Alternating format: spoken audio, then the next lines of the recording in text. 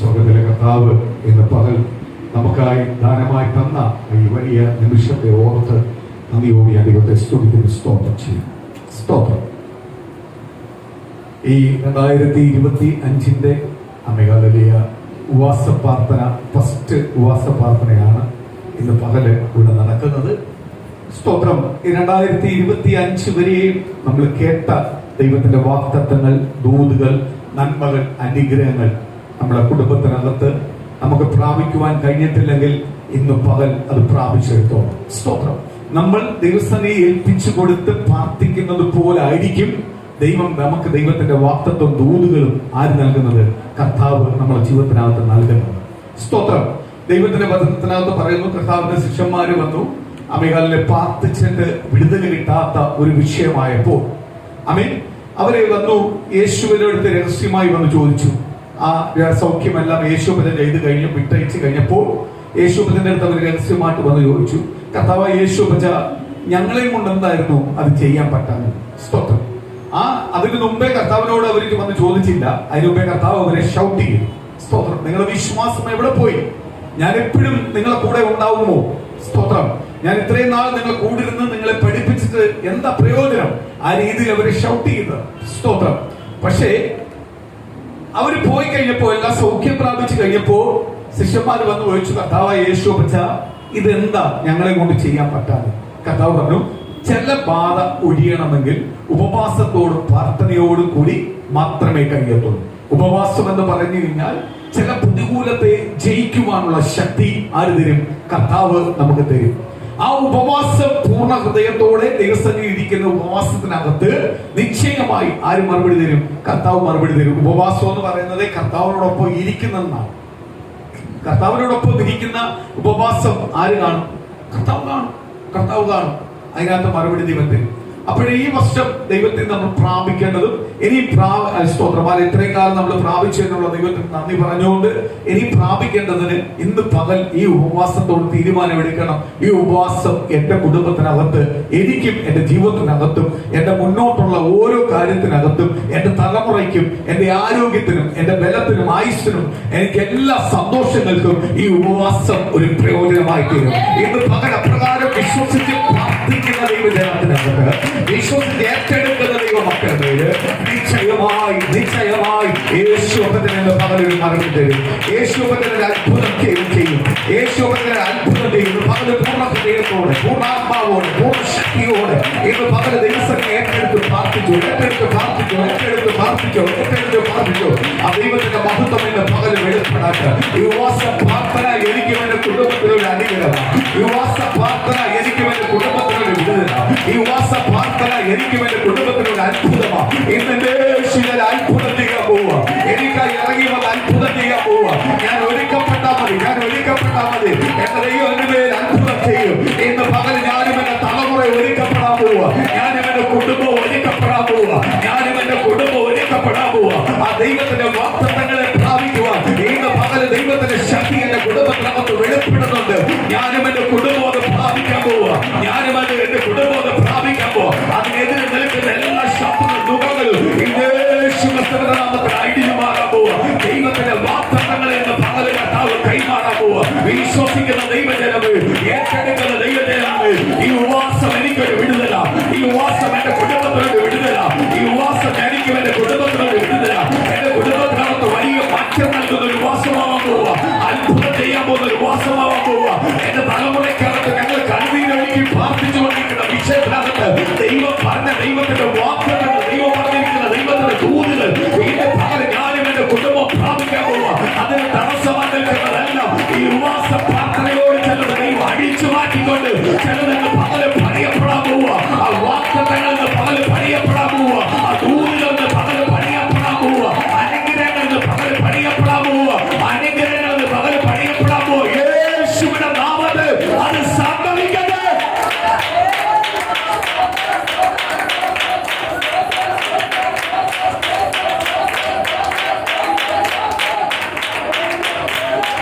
യേശുവിന്റെ നാമത്തിൽ അത് സംഭവിക്കട്ടെ. കർത്താവേ,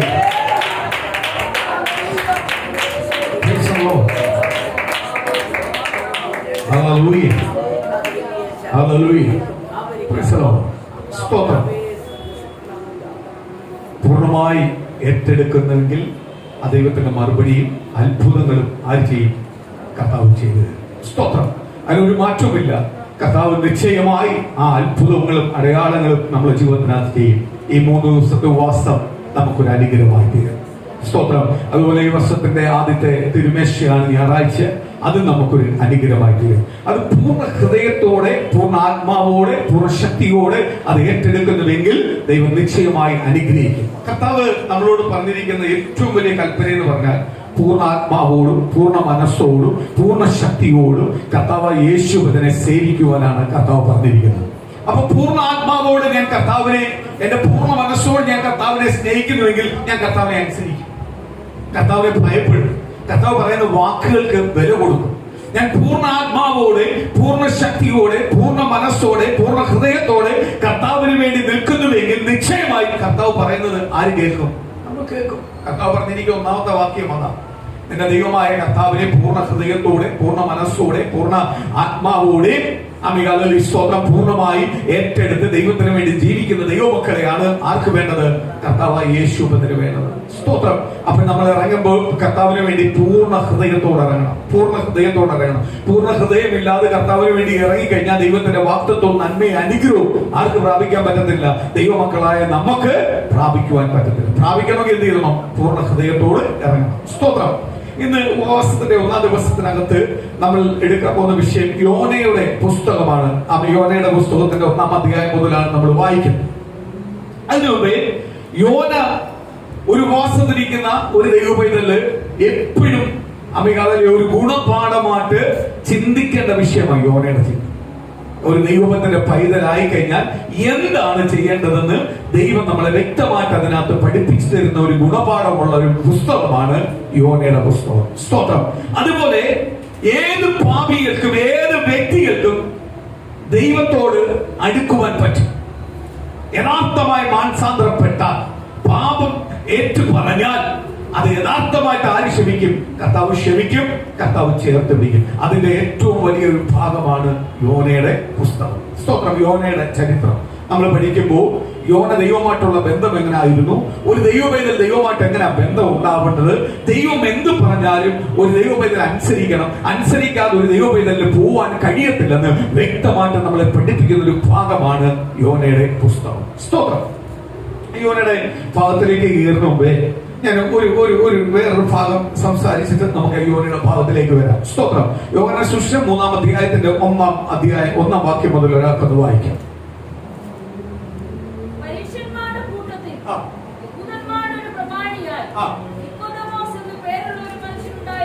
പരീക്ഷന്മാരുടെ കൂട്ടത്തിൽ കർത്താവ് പറയുന്നുണ്ട്, ദൈവവചനത്തെ പഠിപ്പിക്കുന്ന, ദൈവവചനത്തുമായി ബന്ധമുള്ള, ദൈവാലയമായിട്ട് ബന്ധമുള്ള, മറ്റുള്ളവരെ ഉപദേശിക്കുവാൻ കഴിവുള്ള ഒരു വ്യക്തിയാണ് പരീക്ഷയുടെ കൂട്ടത്തിനകത്ത്. എന്ന് പറഞ്ഞാൽ നിക്കോദോമോസ് എന്ന് പറയുന്ന ഒരു നല്ല മനുഷ്യൻ. എല്ലാത്തിനകത്തും എന്തുണ്ട്? നല്ലതുകൊണ്ട് ചീത്തയുണ്ട്.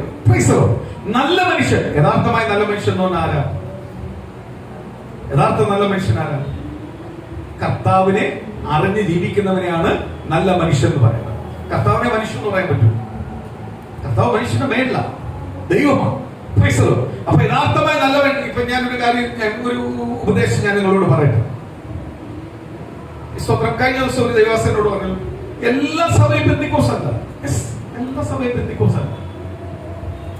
എല്ലാ സഭയും പെന്തിക്കോസല്ല. ഞാൻ അത് തീരുമാനിച്ച് ജീവിക്കുന്ന ഒരു വ്യക്തിയാണ്. സ്തോത്രം. ഞാൻ അതുകൊണ്ട് പറയുന്നത് മറ്റ് സഭയോ മറ്റു പാസ്റ്റർമാരെയോ മറ്റു വിശ്വാസിയോ നോക്കിയല്ല നിങ്ങൾ ജീവിക്കേണ്ടത്. നിങ്ങൾ ആരെ നോക്കിയാ ജീവിക്കേണ്ടത്? യേശുവിനെ നോക്കിയാ ജീവിക്കേണ്ടത്. യേശുവിനെ നിങ്ങളോട് എന്ത് പറയുന്നു അതിനെ അനുസരിച്ച് അതിനെ കീഴ്പ്പെട്ടായിരിക്കണം ജീവിക്കേണ്ടത്. അത് വേറൊരാൾ തിരുത്താൻ വന്നാൽ തിരുത്താൻ പോകല്ലേ, വേറൊരാളുടെ അടുത്ത് സംസാരിക്കാൻ പോകണ്ട, തർക്കിക്കാൻ പോകണ്ട. നിന്നെ എന്തായിരിക്കും നീ അതിൽ വിശ്വസ്തനാവാൻ ആരാഗ്രഹിക്കുന്നത്? കർത്താവ് ആഗ്രഹിക്കുന്നു. എന്നെ വിളിച്ചത് ആരാ? കർത്താവ്. എന്നെ വിളിച്ചത് കർത്താവെങ്കിൽ ഞാൻ വിശ്വസ്തനായിട്ട് നിൽക്കേണ്ടത് ആരെടുത്താ? കർത്താവിന്റെ അടുത്താ. അപ്പൊ കർത്താവ് എന്ത് പറയുന്നു അതിനെ അനുസരിക്കണം.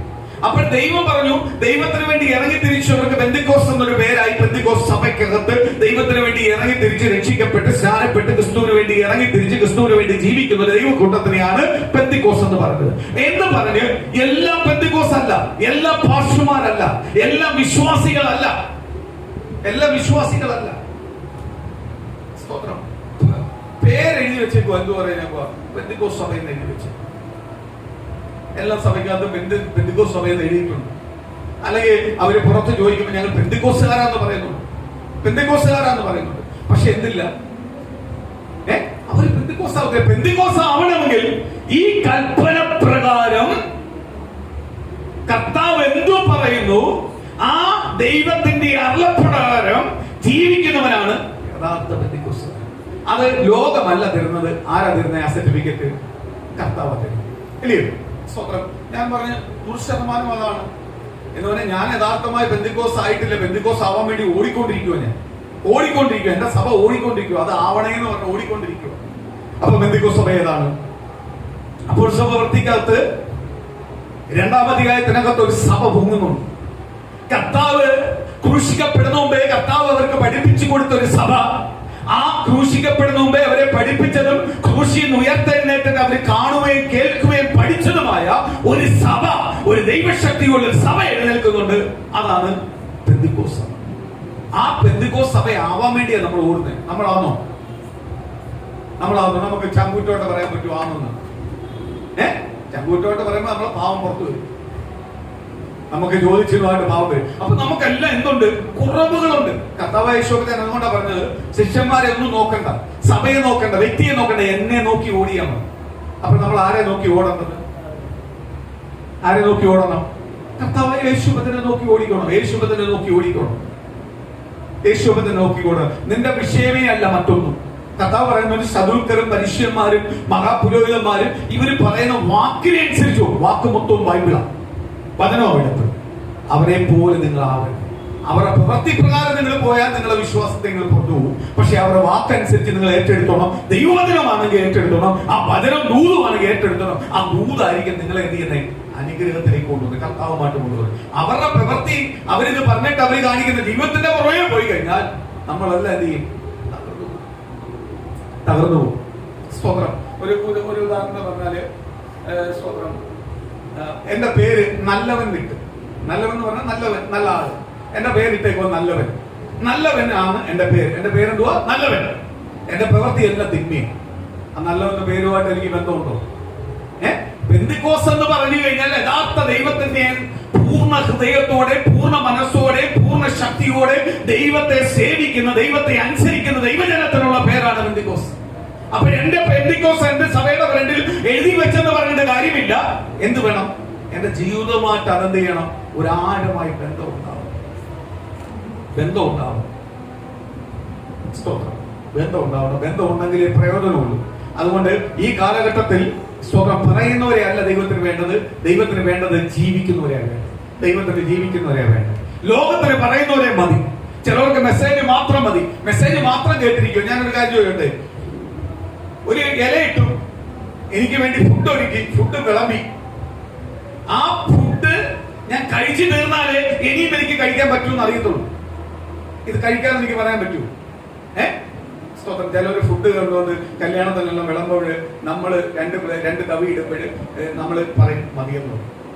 അല്ലെങ്കിൽ ചിലപ്പോ നമ്മൾ നോക്കും, 3 തവി നമ്മൾ കഴിക്കും, നമുക്ക് ഉറപ്പുണ്ടെങ്കിൽ നമ്മൾ 3 തവി വരെ ഉണ്ടായിരിക്കും. അവര് അതനുസരിച്ചാണ് വിളമ്പുന്നത്. ചിലവരെന്ത് ചെയ്യും? ഇതൊന്നും നോക്കത്തില്ല, അമ്മ വിളമ്പിക്കോട്ട് കുറെ വേസ്റ്റ് പോട്ടെന്ന് പറയും. സ്തോത്രം. ഇത് തന്നിരിക്കുന്ന എന്തിനു വേണ്ടിയാണ്? നമുക്ക് കഴിക്കാനാണ്. അപ്പൊ നമുക്ക് ആവശ്യമുള്ളത് എടുക്കാം. സ്തോത്രം.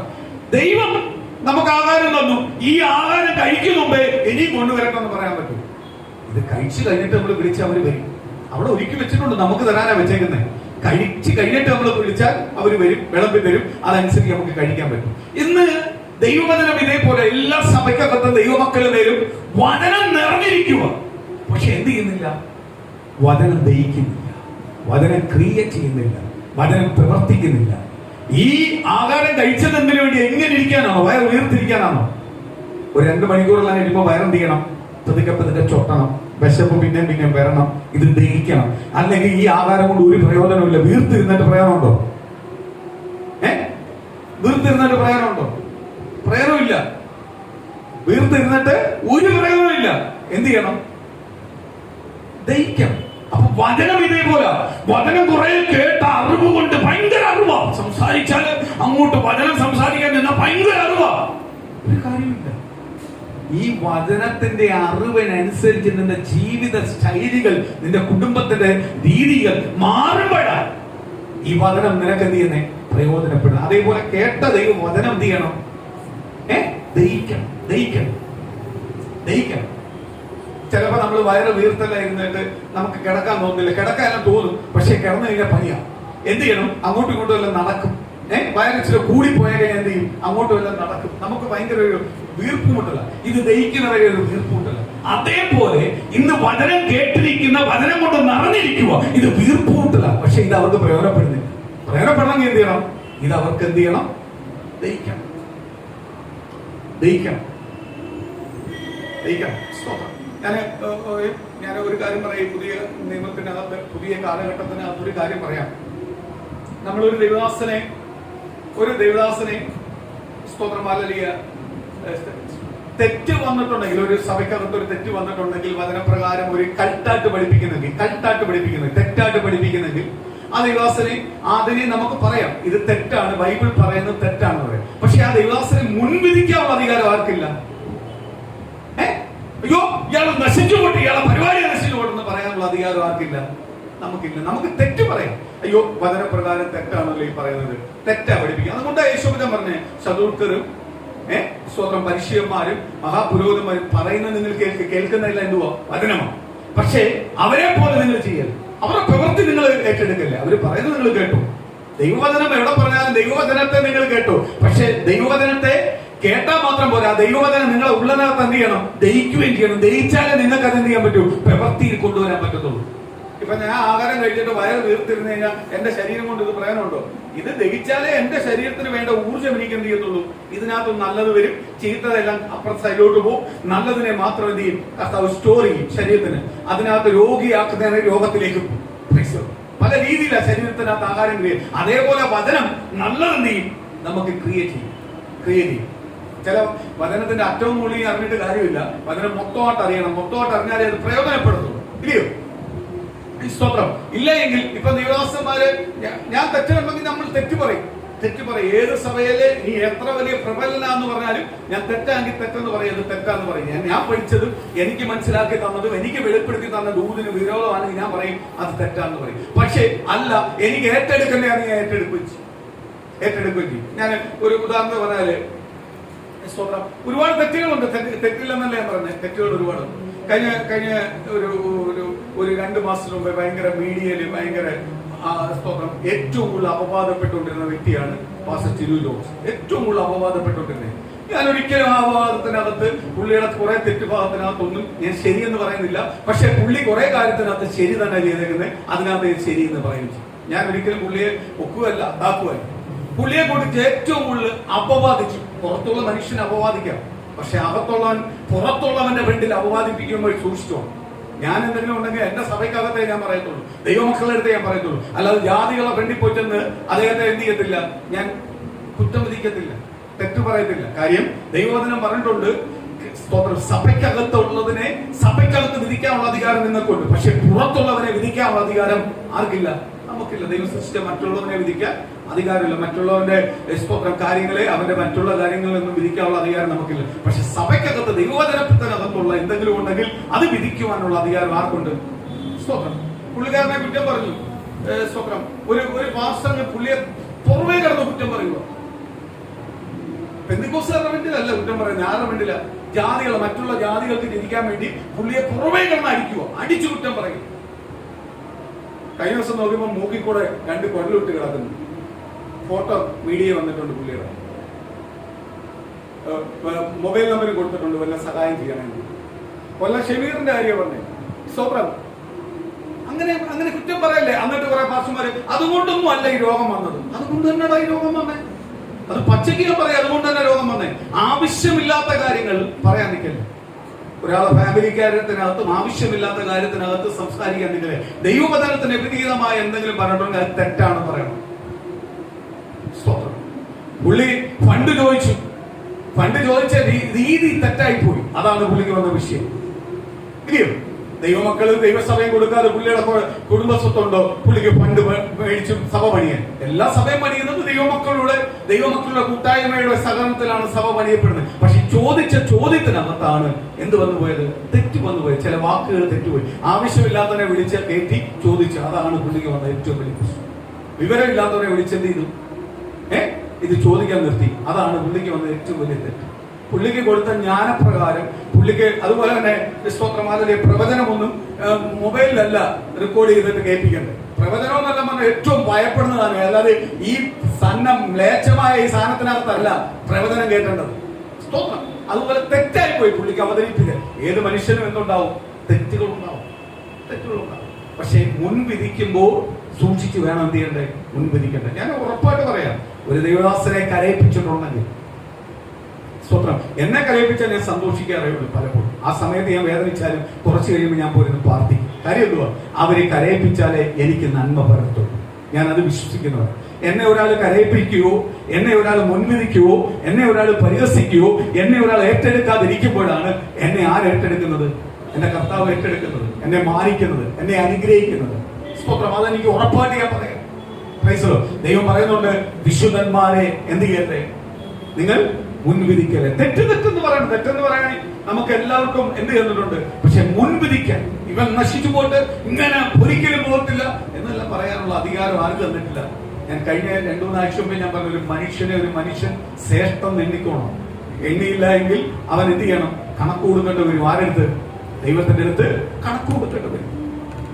സ്തോത്രം. എല്ലാ സഭയ്ക്കകത്ത് നടക്കുന്ന ദൈവമക്കൾ നടക്കുന്ന പോലെ ഞാൻ നമ്മുടെ സഭയ്ക്കകത്ത് അല്ലെങ്കിൽ എന്റെ പ്രസംഗത്തിനകത്ത് ഞാൻ എപ്പോഴും പറയുന്നില്ല, സ്തോത്രം, അയ്യോ നിങ്ങൾ വരണം, നിങ്ങൾ 2 ആഴ്ച വന്ന് 3 ആഴ്ച വരുമ്പോൾ നിങ്ങൾ സ്നാനപ്പെടണോ എന്ന് പറഞ്ഞാൽ ഞാൻ നടക്കത്തില്ല. നടക്കൂ. സ്നാനപ്പെടേണ്ട കാര്യങ്ങൾ മൊത്തം എന്ത് ചെയ്യുന്നുണ്ട്? പറയുന്നുണ്ട്. അത് ഏറ്റെടുത്താൽ ക്രിസ്തുവിനോടൊപ്പം പോകാൻ പറ്റും. എത്രയും പെട്ടെന്ന് സ്നാനപ്പെടുന്നു അത്രയും സ്നാനപ്പെട്ട് ദൈവത്തിന് വേണ്ടി ജീവിക്കുന്നവന് ക്രിസ്തു വരുമ്പോൾ എന്ത് ചെയ്യാൻ പറ്റും? കൂടെ പോകാൻ പറ്റും.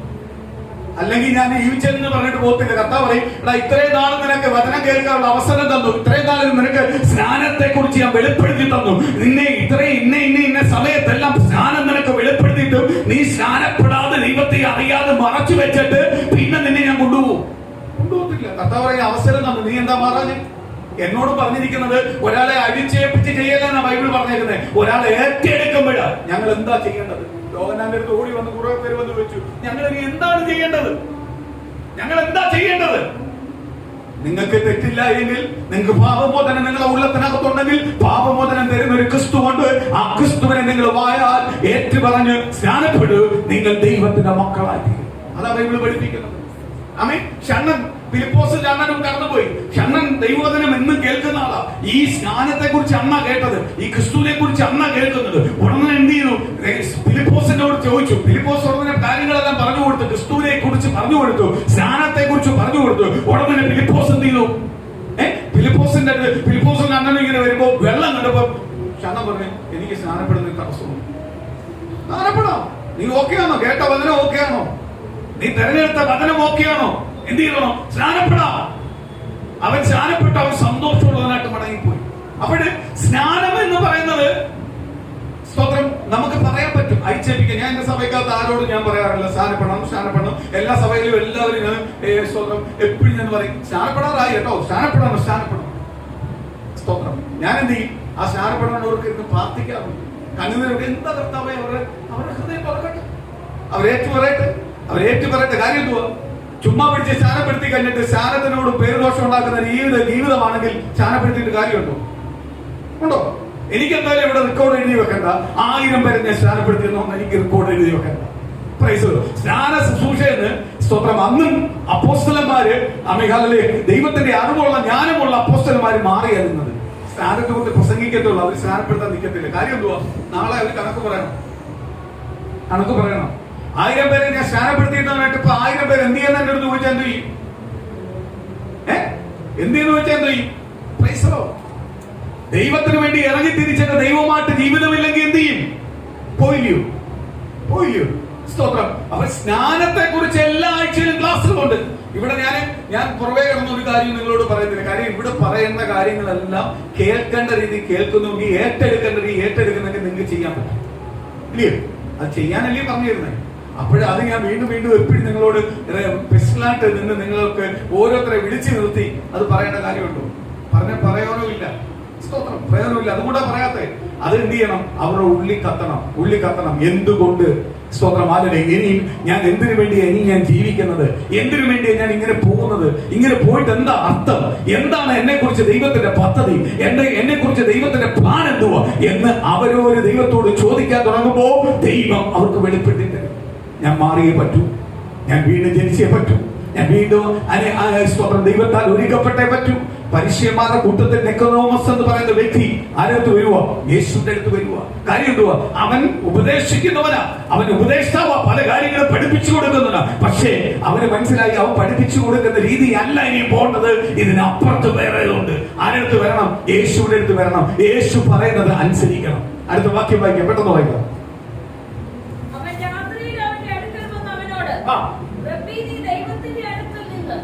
പകല് വരാൻ ഒരു പേടിയാ, മറ്റുള്ളവർ കാണുമെന്നുള്ള പേടിയാ. അവരെന്ത് ചെയ്തു? രാത്രി രഹസ്യമായിട്ട് ആരെടുത്ത് വന്നു? യേശുവിന്റെ അടുത്ത് വന്നു. അടുത്തത്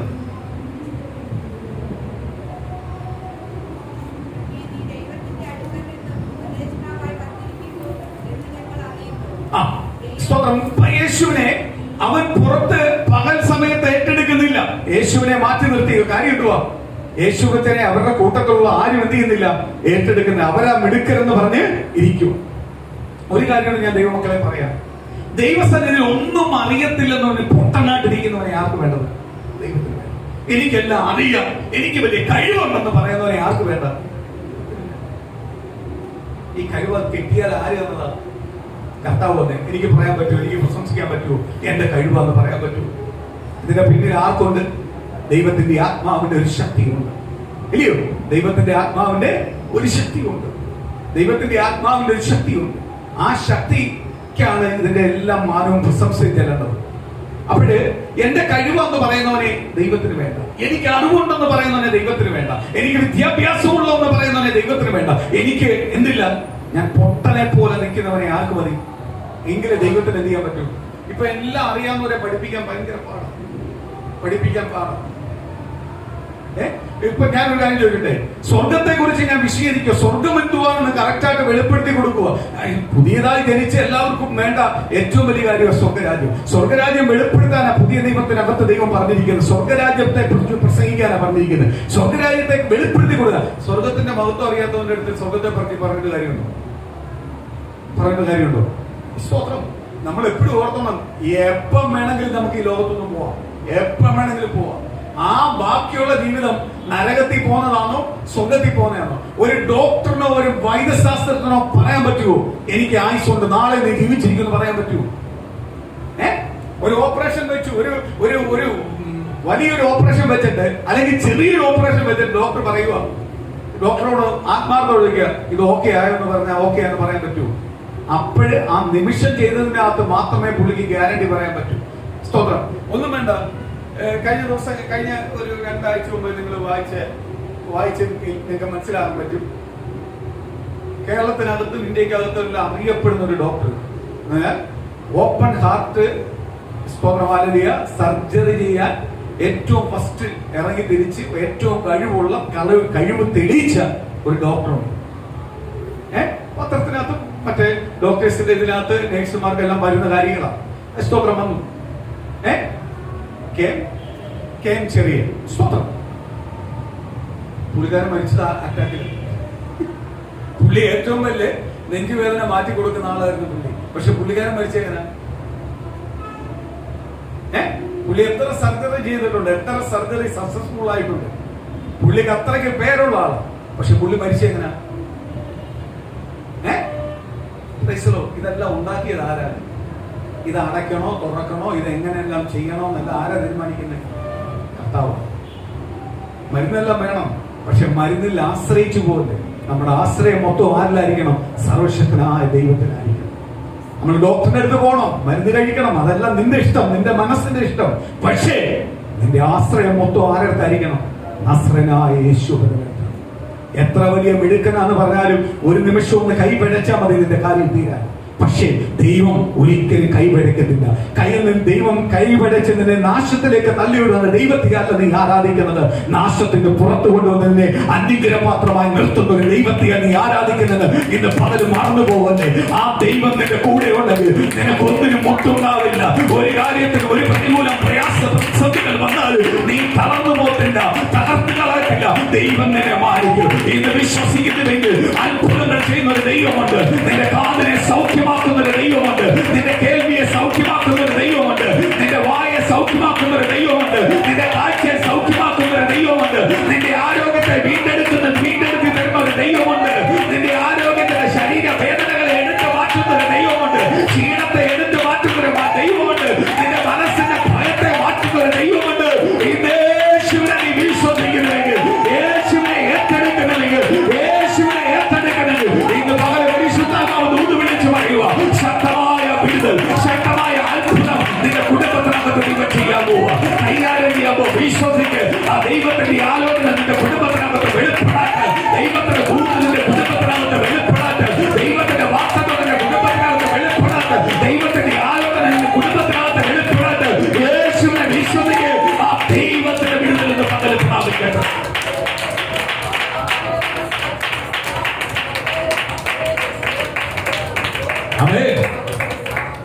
സ്തോത്രം.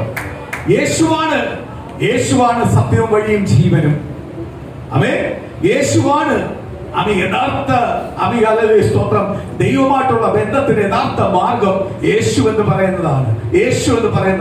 എന്ന് തിരിച്ചറിയുന്ന നിക്കോദോസ് എന്ത് ചെയ്തു? രാത്രിയിൽ ആര് കാണാതെ യേശുവിന്റെ അടുത്ത് വന്നിട്ട് പറയുക, നീയാണ് ശരിയായ ഉപദേഷ്ടാവ്. നീ പറയുന്നതെല്ലാം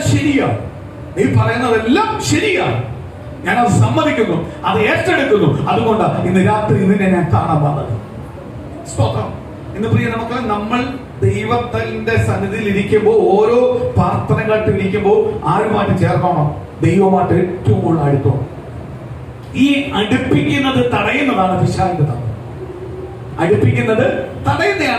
തന്ത്രം. പക്ഷെ എന്തൊക്കെ പിശാച് തന്ത്രം വെച്ചെന്ന് പറഞ്ഞാലും ആ തന്ത്രത്തിൽ വീഴാതെ നമ്മൾ ആരോട്ട് അടുത്തോണം? കാര്യം നമ്മളെ ദൈവത്തിന് മാത്രമേ നമ്മളെ വിടുവിക്കുവാന്നുള്ള സത്യം നമ്മൾ അറിയുന്ന ദിവസം മുതൽ ആര് വിടുതൽ നൽകും? ദൈവം നമുക്ക് വിടുതൽ നൽകും.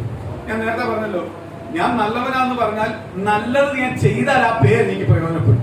അതേപോലെ ഞാൻ ഇന്ന് പെന്തിക്കോസ്തുകാരനാന്ന് പറഞ്ഞാൽ ആ പെന്തിക്കോസ്തിന്റെ വചനപ്രകാരം, ദൈവം തന്നിരിക്കുന്ന വചനപ്രകാരം, പ്രമാണപ്രകാരം യഥാർത്ഥമായി ക്രിസ്തുമായി ചേർന്ന് ജീവിച്ചാൽ അതെനിക്ക് പ്രയോജനപ്പെടും. അല്ലെങ്കിൽ എനിക്കതെന്ത് ചെയ്യും? ദോഷമാവട്ടെ. എന്നാ സത്യം അറിഞ്ഞിട്ട് ഞാൻ ജീവിച്ചില്ല, എനിക്ക് കർത്താവ് വരുമ്പോ എന്നോട് ചോദിക്കും, നീ സത്യമെല്ലാം അറിയാമല്ലോ, നീ ജീവിക്കാത്ത തന്നെയല്ലേ കുഴപ്പം, അതുകൊണ്ട് ഞാൻ നിന്നെ അറിയുന്നില്ല. പോയില്ലേ? സ്തോത്രം. ദൈവവചനത്തെ മനസ്സിലാക്കുന്ന അനുസരിച്ച് ആ വചനം നമ്മുടെ ജീവിതത്തിനകത്ത് എന്ത് ചെയ്യണം? ക്രിയേറ്റ് ചെയ്യണം.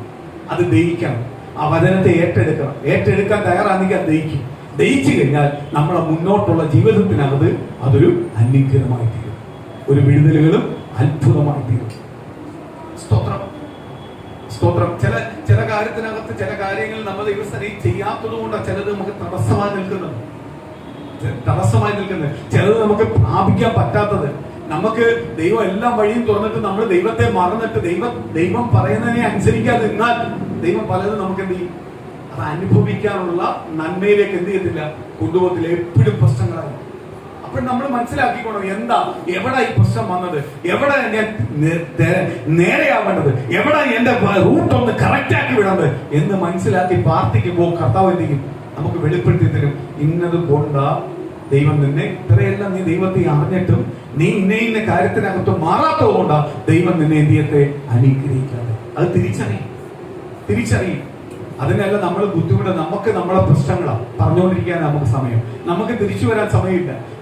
നമ്മളെ തന്നെ തിരുത്താൻ തയ്യാറെങ്കിൽ ദൈവം നിശ്ചയമായി നമ്മൾ എന്ത് ചെയ്യും? അനുഗ്രഹിക്കും. ദൈവം അനുഗ്രഹിക്കാം എന്ന് പറഞ്ഞ ദൈവം ഒരിക്കലും നമ്മളെ ശപിക്കത്തില്ല. ശപിക്കാനായിരുന്നു എന്നേ നമ്മളെ ശപിച്ച് കൈയിട്ടേനെ. ആ രീതിയിലുള്ള കുരുത്തക്കേടാണ് നമ്മളെ കയ്യിലിരിക്കുന്നത്. സ്തോത്രം. ആ കുരുത്തക്കേടുകളെല്ലാം കണ്ടിട്ട് കർത്താവ് കണ്ണടയ്ക്കുന്നത് ഒരു കുഞ്ഞിനോട് അമ്മയും അപ്പനും അവന്റെ കുരുത്തക്കേടിനെ ക്ഷമിച്ച് അവനെ വീണ്ടും മക്കളെന്ന് പറഞ്ഞ് അവനെ സ്നേഹിക്കുന്നതിന്റെ അപ്പുറത്തെ സ്നേഹമാണ് ആര് തരുന്നത്? ദൈവമക്കളോട് ദൈവം തരുന്നത്. അല്ലെങ്കിൽ നമ്മളെ കുരുത്തക്കേടിനല്ല എന്നേ നമ്മൾ ദൈവസ്ഥനിൽ പുറത്തു പുറത്തു പോകാതെ പിന്നെ പിന്നെ നമ്മളെ സ്നേഹിക്കുന്നത് എന്തുകൊണ്ടാണ്? ദൈവത്തിന് നമ്മളെ കുറിച്ച് വലിയൊരു കരുതലുണ്ട്. ആ കരുതൽ കർത്താവിന് നമുക്ക് വേണ്ടി തരാൻ ആഗ്രഹിക്കുന്നു. പക്ഷേ നമ്മൾ അതിന് യോഗ്യരല്ല. അതുകൊണ്ട് പലപ്പോഴും നമ്മുടെ നന്മകൾക്ക് എന്ത് ചെയ്യുന്നേ? തടസ്സം വരുന്നു. സ്തോത്രം. അടുത്ത വാക്കുകൾ വായിക്കാം.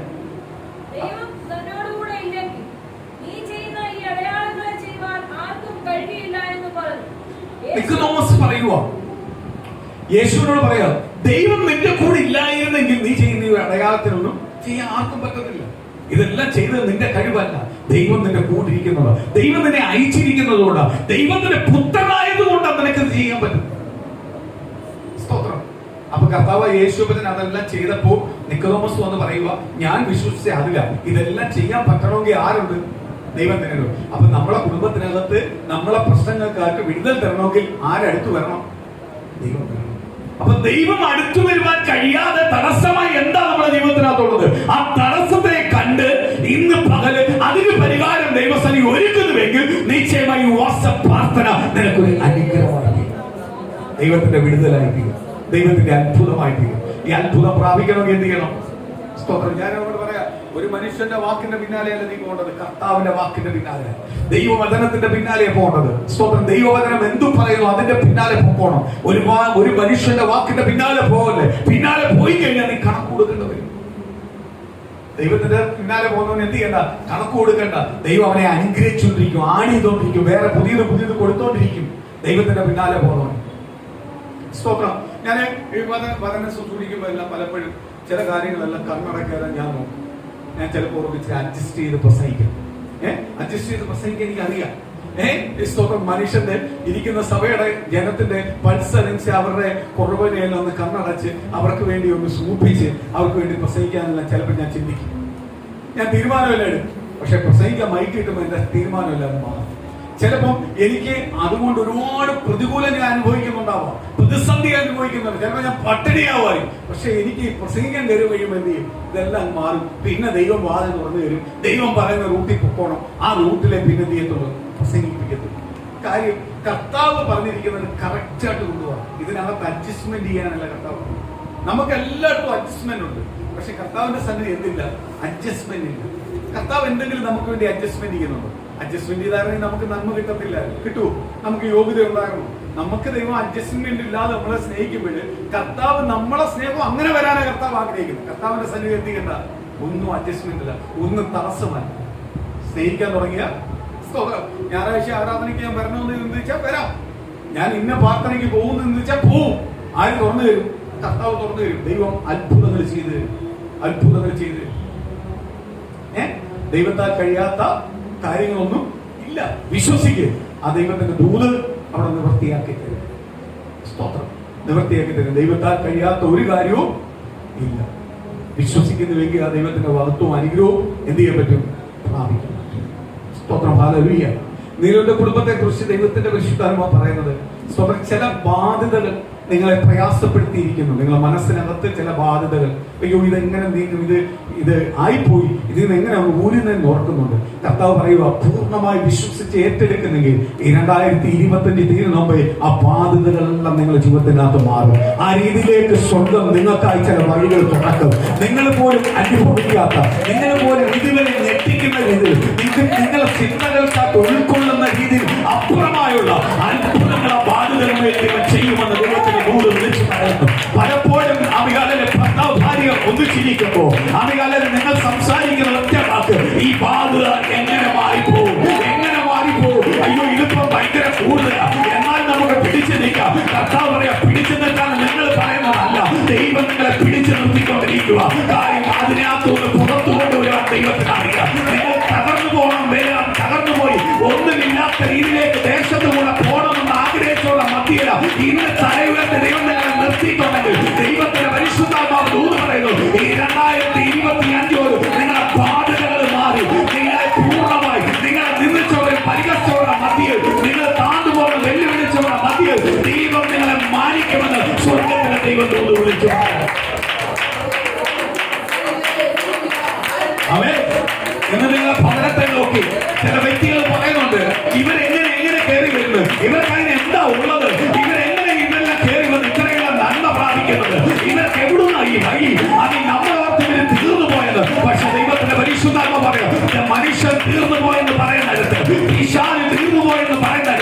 ഉയർത്തുന്ന ഒരു ദൈവത്തെ നിങ്ങൾ വിശ്വസിക്കുന്നെങ്കിൽ, ഉയർത്തുന്ന ഒരു ദൈവത്തെ നിങ്ങൾ സേവിക്കുന്നെങ്കിൽ, ഉയർത്തുന്ന ഒരു യേശുവിനെ നിങ്ങൾ ആരാധിക്കുന്നെങ്കിൽ നിങ്ങളുടെ ജീവിതങ്ങൾ മൊത്തം മാറും. കാര്യം നിങ്ങൾ കഴിഞ്ഞ നാളുകളിൽ ഒഴുകിയ ചില പ്രാർത്ഥനയുടെ മറുപടി ഇപ്പോൾ നിങ്ങൾക്ക് ലഭിച്ചെങ്കിൽ, യഥാർത്ഥ കണ്ണുനീരിന്റെ പ്രാർത്ഥനയിലേക്ക് നിങ്ങൾ ഇറങ്ങി ചെല്ലുന്നുവെങ്കിൽ, അതിലേക്ക് ആഴമായി ഇറങ്ങുന്നുവെങ്കിൽ ദൈവം നിങ്ങളെ മാനിക്കുമെന്ന് സ്വർഗ്ഗത്തിലെ ദൈവം വിളിച്ചു.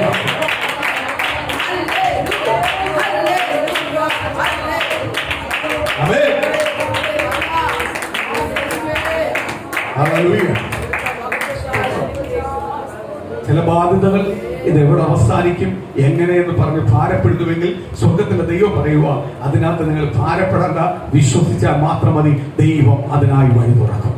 സ്തോത്രം, ഹല്ലേലൂയ. നിങ്ങൾ ഒന്നുമില്ലാതെ അമികാലിൽ വിറ്റ് പറക്കി പോകും, ഒന്നും ഒരു പേര് പോലും ഇല്ലാത്ത നശിച്ചു പോകുന്ന ചിന്തിച്ചവരുടെ മധ്യയില ദൈവം നിങ്ങളെ നിർത്തിയിരിക്കുന്നത്. ആ ദേശം വേണ്ടാന്ന് പറഞ്ഞെടുത്തുനിന്ന് ആ ദേശത്തൊന്ന് നിർത്തിയിട്ടുണ്ടെങ്കിൽ ദൈവത്തിന് വലിയൊരു പദ്ധതി ആ ദേശത്തിനകത്ത് ചെയ്യുവാനുണ്ട്. ദൈവത്തെ നിങ്ങളെ മാനിക്കുവാനുണ്ട്. സ്തോത്രം. കഴിഞ്ഞ നാളുകളിൽ നിങ്ങൾ ഒഴുക്കിയ ചില കണ്ണുനീരിന്റെ മറുപടിയാണ് നിങ്ങൾക്കെങ്കിൽ, യഥാർത്ഥമായ കണ്ണുനീരിന്റെ റൂട്ടിൽ കൂടെ നിങ്ങൾ പോകുന്നുവെങ്കിൽ യേശു നിശ്ചയമായി നിങ്ങളെ കുടുംബത്തെ അനുഗ്രഹിക്കുമെന്ന് ദൈവത്തിന്റെ ദൂത് വിളിച്ചു പറയുന്നു. സ്തോത്രം. വിശ്വസിക്കുന്നുവെങ്കിൽ ആ ദൈവത്തിന്റെ മഹത്വം കാണാം. സ്തോത്രം. നിക്കോദെമോസ് വന്ന് കർത്താവിനോട് പറഞ്ഞു, സ്തോത്രം, ഹല്ലേലൂയ, സ്തോത്രം, സത്യമാണ്, നീ ദൈവത്തിന്റെ അടുത്ത് വന്നേ, അല്ലെങ്കിൽ ഇതൊന്നും എന്ത് ചെയ്യാൻ പറ്റത്തില്ല, നിനക്ക് ചെയ്യാൻ പറ്റത്തില്ല. ഇന്ന് പകല് ഈ ബഥേൽ വർഷിപ്പ് സഭയിൽ വരുന്ന ഓരോ ദൈവമക്കളോട് ഞാൻ വിളിച്ചു പറയുന്നു, നിങ്ങളെ നോക്കി നിങ്ങളെ ശത്രു വിളിച്ചു പറയണം, അവനെ ഒന്നും ചെയ്യാൻ പറ്റത്തില്ല, അവൻ ദൈവത്തിന് അടുത്ത് വന്നു. അവനെ ദൈവം തെരഞ്ഞെടുത്തതാ, അവനെ ദൈവം തെരഞ്ഞെടുത്തതാ. നമ്മുടെ സ്വന്തക്കാരും അല്ലെങ്കിൽ നമ്മുടെ നാട്ടുകാരും നമ്മുടെ സുഹൃത്തുക്കളിൽ ഒന്നുമല്ല അവനെ കിട്ടിയത്, ആ ബന്ധമൊന്നുമല്ല അവനെ കിട്ടിയത്, അവൻ ദൈവമായിട്ടുള്ള ബന്ധത്തിൽ അവനെ കിട്ടുന്നത്. അവനെ ദൈവം തെരഞ്ഞെടുത്തതാ. അവനെ തകർക്കാൻ പറ്റത്തില്ല, അവനെ തൊടാൻ പറ്റത്തില്ല. അവന്റെ മേൽ വാക്തത്വം പറഞ്ഞിരിക്കുന്ന ദൈവമാണ്, അവന്റെ മേൽ ദൂത് പറഞ്ഞിരിക്കുന്ന ദൈവമാണ്, അവന്റെ തലമുറയെ കുറിച്ച് ദൂത് പറഞ്ഞിരിക്കുന്ന ദൈവമാണ്, അവനെ കുറിച്ച് വാക്തത്വം പറഞ്ഞിരിക്കുന്ന ദൈവമാണ്. അവനെ അനുഗ്രഹിക്കുന്ന ഒരു ദൈവമുണ്ട്, അവനെ അനുഗ്രഹിക്കുന്ന ഒരു ദൈവമുണ്ട്. അത് ജീവിക്കുന്ന ദൈവമാണ്, അത് യേശു എന്ന് പറയുന്ന ദൈവമാണ്. അവൻ ആ ബൈബിൾ ചുവന്നുകൊണ്ട് അവൻ ആരാധനയ്ക്ക് വാ തുടങ്ങിയപ്പോൾ മുതൽ, അവനെ യേശുവിനെ ഏറ്റെടുക്കാൻ തുടങ്ങിയപ്പോൾ, അവന്റെ കുടുംബത്തിനകത്ത് ആ ദൈവത്തിന്റെ കൽപ്പനകളും പ്രാധാന്യം കൊടുക്കാൻ തുടങ്ങിയപ്പോൾ മുതൽ അവനെ തരുന്ന ഒരു ദൈവമുണ്ട്, അവനെ അനുഗ്രഹിക്കുന്ന ഒരു ദൈവമുണ്ട്. ഇന്ന് പകലോട്ട് എന്റെ മേലൊരു ദൈവശക്തിയോടെന്ന് ദേശം തിരിച്ചറിയുന്ന രീതിയിൽ, എന്നെ നിന്ദിക്കുന്നവരും പരിഹസിക്കുന്നവരും അപമാനിക്കാൻ തിരിച്ചറിയുന്ന രീതിയിൽ ഈ ദിവസങ്ങൾ ദൈവം എന്നെ പുറത്തു കൊണ്ടുവരും. ആ ദൈവത്തിന്റെ വാക്തത്വം ദൂതും നന്മയും മറ്റുള്ളവരുടെ സാക്ഷിയായി നിൽക്കുന്നത് ദൈവത്തിനെ അനുഗ്രഹിക്കുന്നു. വിശ്വസിക്കുന്നവർക്ക് ഈ അവരുടെ ദൈവശക്തി വ്യാപരിച്ചുകൊണ്ടിരിക്കും.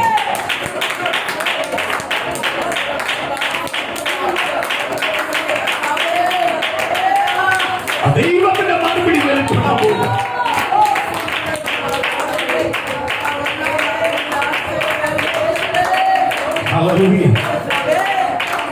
ദൈവത്തിന്റെ മറുപടി മറുപടി മറുപടി മറുപടി വെളിപ്പെടാത്ത ഓരോ കുടുംബത്തിനകത്ത് അതിനെ തടസ്സമായി നിൽക്കുന്ന എല്ലാ ശത്രു മുഖങ്ങളും ഉടേ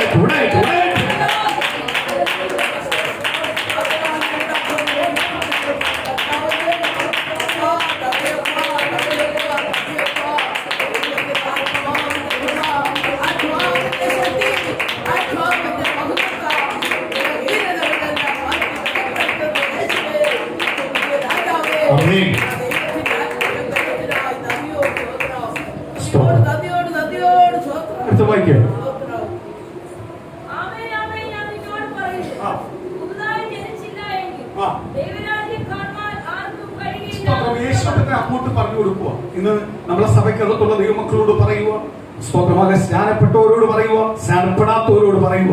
എന്ത് പറയുക? കർത്താവ് അങ്ങോട്ട് പറയും, ഇവൻ പറയുക, സത്യമാ, നീ ദൈവത്തിന്റെ അടുത്തുനിന്ന് വന്നതാ, ദൈവത്തിന്റെ ശക്തി നിന്റെ കൂടെ ഉണ്ട്, ഇല്ലെങ്കിൽ ഇതൊന്നും നിനക്ക് ചെയ്യാൻ പറ്റത്തില്ല. കർത്താവ് അവിടെ വെച്ചാൽ സ്റ്റോപ്പ് ചെയ്യിപ്പിച്ചു. ആമീൻ ആമീൻ, ഞാൻ നിന്നോട് പറയും, നീ ഒരു വേറെ മറുപടിയില്ല, ഒറ്റ മറുപടി പറയുക. നീ ഇതെല്ലാം അറിയുന്നല്ലോ, സത്യമെന്ന് നീ ഇതെല്ലാം സത്യമാണെന്ന് അറിയുന്നുണ്ട്, ഇതിനപ്പുറത്ത് വേറെ സത്യമില്ലെന്ന് നീ അറിയുന്നുണ്ട്, ഇതിനപ്പുറത്ത് വേറെ സത്യമില്ലെന്ന് നിനക്ക് പൂർണ്ണ ബോധ്യമുണ്ട് എങ്കിൽ ഇന്ന് പകൽ ഞാൻ നിന്നോട് പറയുക, ആമീൻ ആമീൻ പറയുക, വീണ്ടും ജനിക്കാത്ത ഒരുത്തരും ദൈവസേനയിൽ കാണത്തില്ല. നിന്റെ ചിന്ത നീ ദൈവസേനയിൽ ഉണ്ടെന്ന, നീ ദൈവവേദനാണ്, നീ ദൈവത്തിന്റെ പുരോഹിതനാണ്, ദൈവത്തിന്റെ ശുശ്രൂഷകനാണ്, ഉപദേഷ്ടാവെന്ന. പക്ഷെ ദൈവം പറയുക, വീണ്ടും ജനിച്ചില്ലെങ്കിൽ നീ ഇത് ആവത്തില്ല. അപ്പൊ വീണ്ടും ജനിച്ചാൽ മാത്രം പോരാ. ഇന്ന് പലർക്കും വീണ്ടും ജനിച്ച പരിപാടി തീർന്നു. അതുകൊണ്ട് എല്ലാ സഭകളിലും രണ്ടാഴ്ച വരുമ്പോഴേ പിടിച്ച് സ്നാനപ്പെടുത്തുന്നത്. പരിപാടി തീർന്നെന്ന് ഓർത്തിരിക്കുവോ? ഇല്ല, അവിടുന്ന് തുടങ്ങുന്നത്. സ്നാനപ്പെടാതെ ഒരുവൻ തെറ്റ് ചെയ്താൽ അവനോട് ക്ഷമിക്കാം. സ്നാനപ്പെട്ട് കഴിഞ്ഞിട്ട് തെറ്റ് ചെയ്യുന്നവനോട് ക്ഷമിക്കല്ലെന്ന വചനം പറയുന്നത്. എന്ന് പറഞ്ഞാൽ ഇത് പൂർണ്ണ ബോധ്യം ഉണ്ടായിട്ട് സ്നാനപ്പെടാവും. സ്തോത്രം. യോഹന്നാൻ സ്നാനപ്പെടുത്തിക്കൊണ്ടിരിക്കുമ്പോൾ കുറെ പേര് ഇങ്ങോട്ട് ഓടി വന്ന് സ്നാനപ്പെട്ട പരിപാടി തീർന്നു, ഇതോടും അങ്ങനെ ചെയ്താൽ മതി, ഞാൻ ദൈവത്തിന്റെ എന്ത് ചെയ്തു? ഓടി അങ്ങോട്ട്. അപ്പോഴവരെ വിളിച്ച പേരെന്തോ? സർപ്പസന്തതികളെ. വരുവാനുള്ള കോപത്തിൽ നിന്ന് ഒഴിഞ്ഞു നിൽക്കുന്ന നിനക്ക് ആരുടെ ഉപദേശിച്ച് ഈ ഒരു പരിപാടി ചെയ്തിട്ട് പോയാൽ കഴിഞ്ഞാൽ പരിപാടി തീർന്നു ഓർത്തു. സ്നാനം എന്ന് പറഞ്ഞ കുഞ്ഞുകളിയാണ്. അവരെ വിളിച്ച പേരെന്തുവാ? സർപ്പസന്തതികളെ, പിശാചിന്റെ മക്കളെ. അപ്പോഴവർക്ക് രൂപാന്തരം വരാൻ തുടങ്ങി, മാനസാന്തരം വരാൻ തുടങ്ങി. അല്ലെ കുറെ പേര് സ്നാനപ്പെട്ട്, കുറെ ഒന്നും സ്നാനപ്പെട്ടില്ല. കാര്യം എന്തുവാ? എനിക്ക് ഇങ്ങനെ ജീവിച്ചാൽ പോരാ, എനിക്ക് എന്റെ ക്രിസ്തുവിന് വേണ്ടി ജീവിക്കണം, യേശുവിന് വേണ്ടി ജീവിക്കണം. അതെനിക്ക് ആരെന്റെ കൂടെ ഉണ്ടായില്ലെന്നല്ല, ഞാൻ എന്റെ കൂടെ എന്റെ യേശുവിനെ മതി എന്ന് തീരുമാനം എടുത്തവരെല്ലാം എന്ത് ചെയ്തു? സ്നാനപ്പെട്ടു. ചിലവരവിടെ കൊണ്ടുവന്നു, അന്നാ ഞങ്ങൾക്ക് വേണ്ട, ഞങ്ങൾ അബ്രഹാമിന്റെ മക്കളാണ്. കർത്താവ് ഉടനെ യോഹന്നാൻ അടുത്തത്, അവന്റെ ഉപദേശത്തിന്റെ അടുത്തത് പറയുക, ആ അബ്രഹാമിന്റെ മക്കളെ ഈ കല്ലിൽ നിന്ന് യേശുവിനെ ഇപ്പൊ കൽപ്പിച്ച പുതുതായിട്ട് ഉണ്ടാക്കാൻ പറ്റും. നീ ഒന്നും അല്ല അബ്രഹാമിന്റെ മക്കൾ നീ ആയിരുന്നെങ്കിൽ നീ എന്നെ സ്നാനപ്പെട്ടു, എന്നെ ക്രിസ്തുവിനെ അറിഞ്ഞു. അടുത്ത ദിവസം അപ്പോഴേ അവിടെ പൊങ്ങി, മനസ്സിൽ തോന്നിയപ്പോഴേ എന്തുണ്ടായി?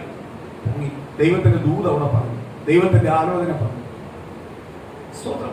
ദൈവമക്കളെ, നിങ്ങൾ ദൈവത്തിന് വേണ്ടി നിൽക്കുന്നത്, ദൈവത്തിന് വേണ്ടി ചെയ്യുന്നത്, ദൈവത്തിന് വേണ്ടി കൊടുക്കുന്നത്, ദൈവത്തിന് വേണ്ടി സംസാരിക്കുന്നത്, ദൈവത്തിന് വേണ്ടി മുഖ്യസ്ഥാനം കൊടുക്കുന്നത്, ഇതൊന്നും വെറുതെ പോകത്തില്ല. ഇതെല്ലാം നിങ്ങൾ മടക്കി അനുഗ്രഹമായിട്ട് നിർത്തും.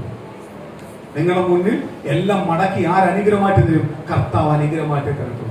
നിങ്ങൾ ഇതൊന്നും മനുഷ്യനെ നോക്കിയോ മനുഷ്യൻ പറയുന്നതല്ല, നിങ്ങളുടെ മനസ്സിനകത്ത് ദൈവം എന്തു പറയുന്നു അത് ചെയ്തോണം, മുന്നിലോട്ട് ഓടിക്കോണം, അത് മാത്രം നോക്കിക്കോണം. നിങ്ങളോട് ചിലപ്പോൾ നിങ്ങൾ മുന്നിലോട്ട് ഓടിക്കൊണ്ടിരിക്കുമ്പോൾ, ക്രിസ്തുവിനെ നോക്കി മുന്നിലോട്ട് ഓടുമ്പോൾ പിന്നിലേക്ക് വലിക്കാൻ പല വ്യക്തികളെ എഴുന്നേൽപ്പിക്കും, അല്ലെങ്കിൽ പല സാഹചര്യവും ഉണ്ടാവും. അവിടെ ഒന്നും നിങ്ങൾ വീട് പോലെ നിങ്ങൾ ക്രിസ്തുവിനെ മാത്രം നോക്കിക്കോ. ക്രിസ്തു മാത്രമേ അവസാനം വരെ നിങ്ങളുടെ കൂടെ ഉണ്ടാവത്തുള്ളൂ. നമ്മൾ ഇവിടുന്ന് മരിച്ച് എടുക്കപ്പെടുമ്പോഴും ആരെ കാണത്തുള്ളൂ? ക്രിസ്തുവെ കാണത്തുള്ളൂ. നമ്മളവിടെ ആരെങ്കിലും ബന്ധുക്കൾ കാണും. അയ്യോ എന്റെ മോള് മരിച്ചു, അല്ലെ എന്റെ ഭാര്യ മരിച്ചു, ഞാനോട് അങ്ങ് പോകാന്ന് പറഞ്ഞ് വരുമോ? സ്തോത്രം. വരുമോ? ഇല്ല. ഒരു സ്തോത്രം. വടക്കേ ഇന്ത്യയില് ശക്തമായിട്ട് നിൽക്കുന്ന ഒരു പാസ്റ്റർ, ഒരു ദൈവദാസൻ, ശക്തമായിട്ട് ഉപയോഗിക്കപ്പെടുന്ന ദൈവദാസൻ. പുള്ളിയുടെ ഭാര്യ രോഗം പിടിച്ചു. ആ സിസ്റ്റർ ശക്തമായിട്ട് ദൈവത്തിന് വേണ്ടി ഉപയോഗപ്പെടുത്തുക. രോഗം പിടിച്ച് കിടക്കയിൽ കിടക്കും. അപ്പോൾ പുള്ളി ഇപ്പുറത്തെ റൂമിൽ ഇരുന്ന് പ്രാർത്ഥിച്ചുകൊണ്ടിരിക്കുന്നു, അവരപ്പുറത്ത് കിടക്കയിൽ കിടക്കുന്നു. അവിടെ ഒരുപാട് പേര് പ്രാർത്ഥിക്കുന്നുണ്ട്. അപ്പുറത്ത് സഭയായിട്ട് വന്ന് പലയായിട്ട് പ്രാർത്ഥിച്ചുകൊണ്ടിരിക്കുമ്പോൾ പുള്ളിക്കാരന് ദൈവത്തിന്റെ അരുളപ്പാട് കിട്ടി, വൈഫിനെ പോയി പ്രാർത്ഥിക്കാം. പുള്ളി ഓടി വന്ന് വൈഫിനെ തൊട്ട് പ്രാർത്ഥിച്ചു, ദൈവമേ ഇവളിലേക്ക് ജീവൻ മടക്കി കൊടുക്കാൻ. അപ്പോഴും വൈഫ് മരിച്ചു. പുള്ളി വന്ന് തൊടുമ്പോഴേ വൈഫ് മരിച്ചു. ഉടനെ പുള്ളിക്ക് അടുത്ത വാക്ക് ദൈവം കൊടുക്കുക, ഇവർക്ക് ജീവൻ മടക്കി കൊടുക്കണമേ, ദൈവം ഇതിനകത്തൊരു അത്ഭുതം ചെയ്യണേ. ഇത്രയും നാൾ ഞാൻ നിന്നെ സേവിച്ചിട്ട്, ഇത്രയും നാൾ നീ പറഞ്ഞതല്ല ഞാൻ ചെയ്തിട്ട്, എന്റെ കുടുംബത്തിനകത്ത് ഈ അനർത്ഥം വന്ന് എന്തിനാ? നീ മടക്കി കൊടുക്കും. വൈഫിന് ജീവൻ മടക്കി കിട്ടി. വൈഫ് ജീവൻ മടക്കി കിട്ടി. അടുത്ത വാക്ക് സംസാരിക്കുന്നത്, നിങ്ങൾ എന്തോ മനുഷ്യ ചെയ്തത്? എനിക്ക് നിങ്ങളായിട്ടും വലിയൊരു മണവാളൻ എനിക്കുണ്ട്. ഞാൻ മണവാളിന്റെ സ്വർഗീയ അനുഭവം കണ്ടുകൊണ്ടിരിക്കുമ്പോഴാണോ നിങ്ങൾ എന്നെ തിരിച്ചു പിടിക്കുന്നത്? അപ്പോൾ ചില വിശ്വാസികൾ കൂടെ നിൽക്കുക, ഭവനത്തെ റൂമിനകത്ത് നിന്നോണ്ടിരിക്കുക, നിങ്ങൾ വിളിക്കുന്നത്. അപ്പൊ പുള്ളി പറഞ്ഞു, അന്നാ ശരി നീ പോകാൻ. പാർട്ടി പോയി, പുള്ളി മരിച്ചുപോയി, അവര് മരിച്ചു. അവരാ സ്വർഗീയ അനുഭവം കണ്ടോണ്ടിരിക്കുക. അവര് പറഞ്ഞു, അതിലും വലിയ നിന്റെ ഭാര്യയായിട്ട് ജീവിക്കുന്നതിനായിട്ട് സുഖം അവിടെ, ഞാൻ സ്വർഗീയ മഹത്വം കണ്ടോണ്ടിരിക്കും. ഇന്ന് സ്വർഗത്തെ പറ്റി കുറ്റം പറയും. സ്തോത്രം. സ്വർഗം എന്താണെന്ന് മനസ്സിലാവാത്തതുകൊണ്ടാണ്. സ്തോത്രം. സ്വർഗം എന്താണെന്ന് മറിച്ചാൽ, അതുകൊണ്ടാണ് ബൈബിൾ പറയുന്നത്, നേരത്തെ പോയവർ ഭാഗ്യവാന്മാർ. നേരത്തെ പോയവർ ഭാഗ്യവാന്മാർ. നമ്മളെല്ലാം എങ്ങനെയെങ്കിലും ഈ ഡ്യൂട്ടി കഴിഞ്ഞ് പോകാൻ വേണ്ടി ഇരിക്കുക, എത്രയും പെട്ടെന്ന് പോകണമെന്ന് പറഞ്ഞിരിക്കുക. സ്തോത്രം. കാര്യം എന്തുവാ? അതിലപ്പുറമായ ഒരു സന്തോഷം വേറെ ഇല്ല. അത് ബൈബിൾ വായിച്ച് ബൈബിളിലെ വെളിപ്പാടുകൾ കിട്ടിയ, ദർശനം കിട്ടിയവൻ അറിയാം സ്വർഗത്തിന്റെ മഹത്വം എത്ര വലുതാ, നരകത്തിന്റെ മഹത്വം എത്ര കഷ്ടമാണെന്ന് നമുക്കറിയാം. നരകത്തിലെ വാസം ഇവിടെയും കഷ്ടപ്പെട്ടു, അവിടെയും പോയി കഷ്ടപ്പെട്ട്, ഒരിക്കലും മരിക്കാത്ത കഷ്ടപ്പെടുന്ന ഒരു അവസ്ഥയിലേക്ക് നരകത്തിന്റെ തീക്കകത്ത് കിടക്കുന്നതിനായിട്ട് നല്ലത് എവിടെ കിടക്കുന്നതാ? ഇവിടെ ചെയ്ത തീയുടെ അനുഭവമായാലും എനിക്ക് കിട്ടുന്ന പ്രത്യാശ വലുതാണ്. സ്തോത്രം, വലുതാണ്. സ്തോത്രം. കഴിഞ്ഞ ദിവസം ഒരു മരണം നടന്നപ്പോ ഒരു ദേശത്തിലെ വലിയൊരു പ്രമുഖനാ മരിച്ചു. നിങ്ങൾ പ്രമുഖരെന്നെല്ലാം കണക്കൂട്ടുന്നത് സമ്പത്ത് കൊണ്ടായിരിക്കാം. ഞാൻ പ്രമുഖരെന്ന് കണക്കൂട്ടുന്ന ആത്മീയതയാണ് കൂടുതൽ കാണും. പക്ഷെ ഇപ്പൊ ഞാൻ പറഞ്ഞത് സമ്പത്തുള്ള ലോകപരമായി ജീവിക്കുന്ന ഒരു പ്രമുഖൻ മരിച്ചു. മരിച്ചു കഴിഞ്ഞപ്പോഴേ ആ സഭയിലുള്ള പലരും എന്നെ കണ്ടത് സഭയ്ക്ക് ഭയങ്കര പ്രയോജനമാണ്. സഭയ്ക്കൊരു കാര്യം പറയുന്ന മുമ്പേ സ്തോത്രമാലയ ആ എമൗണ്ട് സഭയ്ക്കകത്ത് വന്നിരിക്കും. ആര് ചെയ്തില്ലെങ്കിൽ അദ്ദേഹം ചെയ്യും. ഭയങ്കര ഇത് മാത്രമാ കാണുന്നവരെല്ലാം പറയുന്നത്. പക്ഷേ നമ്പർ 1 വെള്ളവടിയുണ്ട്, പെണ്ണുകൊടുത്തു. ഇത് ചെയ്തിട്ട് കാര്യമുണ്ടോ? ഒരു കാര്യമില്ല. അവരിത് മാത്രമേ പറയുന്നുള്ളൂ. നല്ല വിശ്വാസികൾ ഇത് മാത്രമേ പറയുന്നുള്ളൂ. സമ്പത്ത് സഭയ്ക്ക് എന്ത് കാര്യത്തിന് സ്വഭാവത്തെ പറ്റി പറയുന്നില്ല. ഞാൻ ഓർത്ത് ദൈവമേ സ്തോത്രമാലിയ ഇദ്ദേഹത്തെ മരിച്ചു കഴിയുമ്പോൾ എന്തൊക്കെയായിരിക്കും സാക്ഷ്യങ്ങൾ നീ പറഞ്ഞു.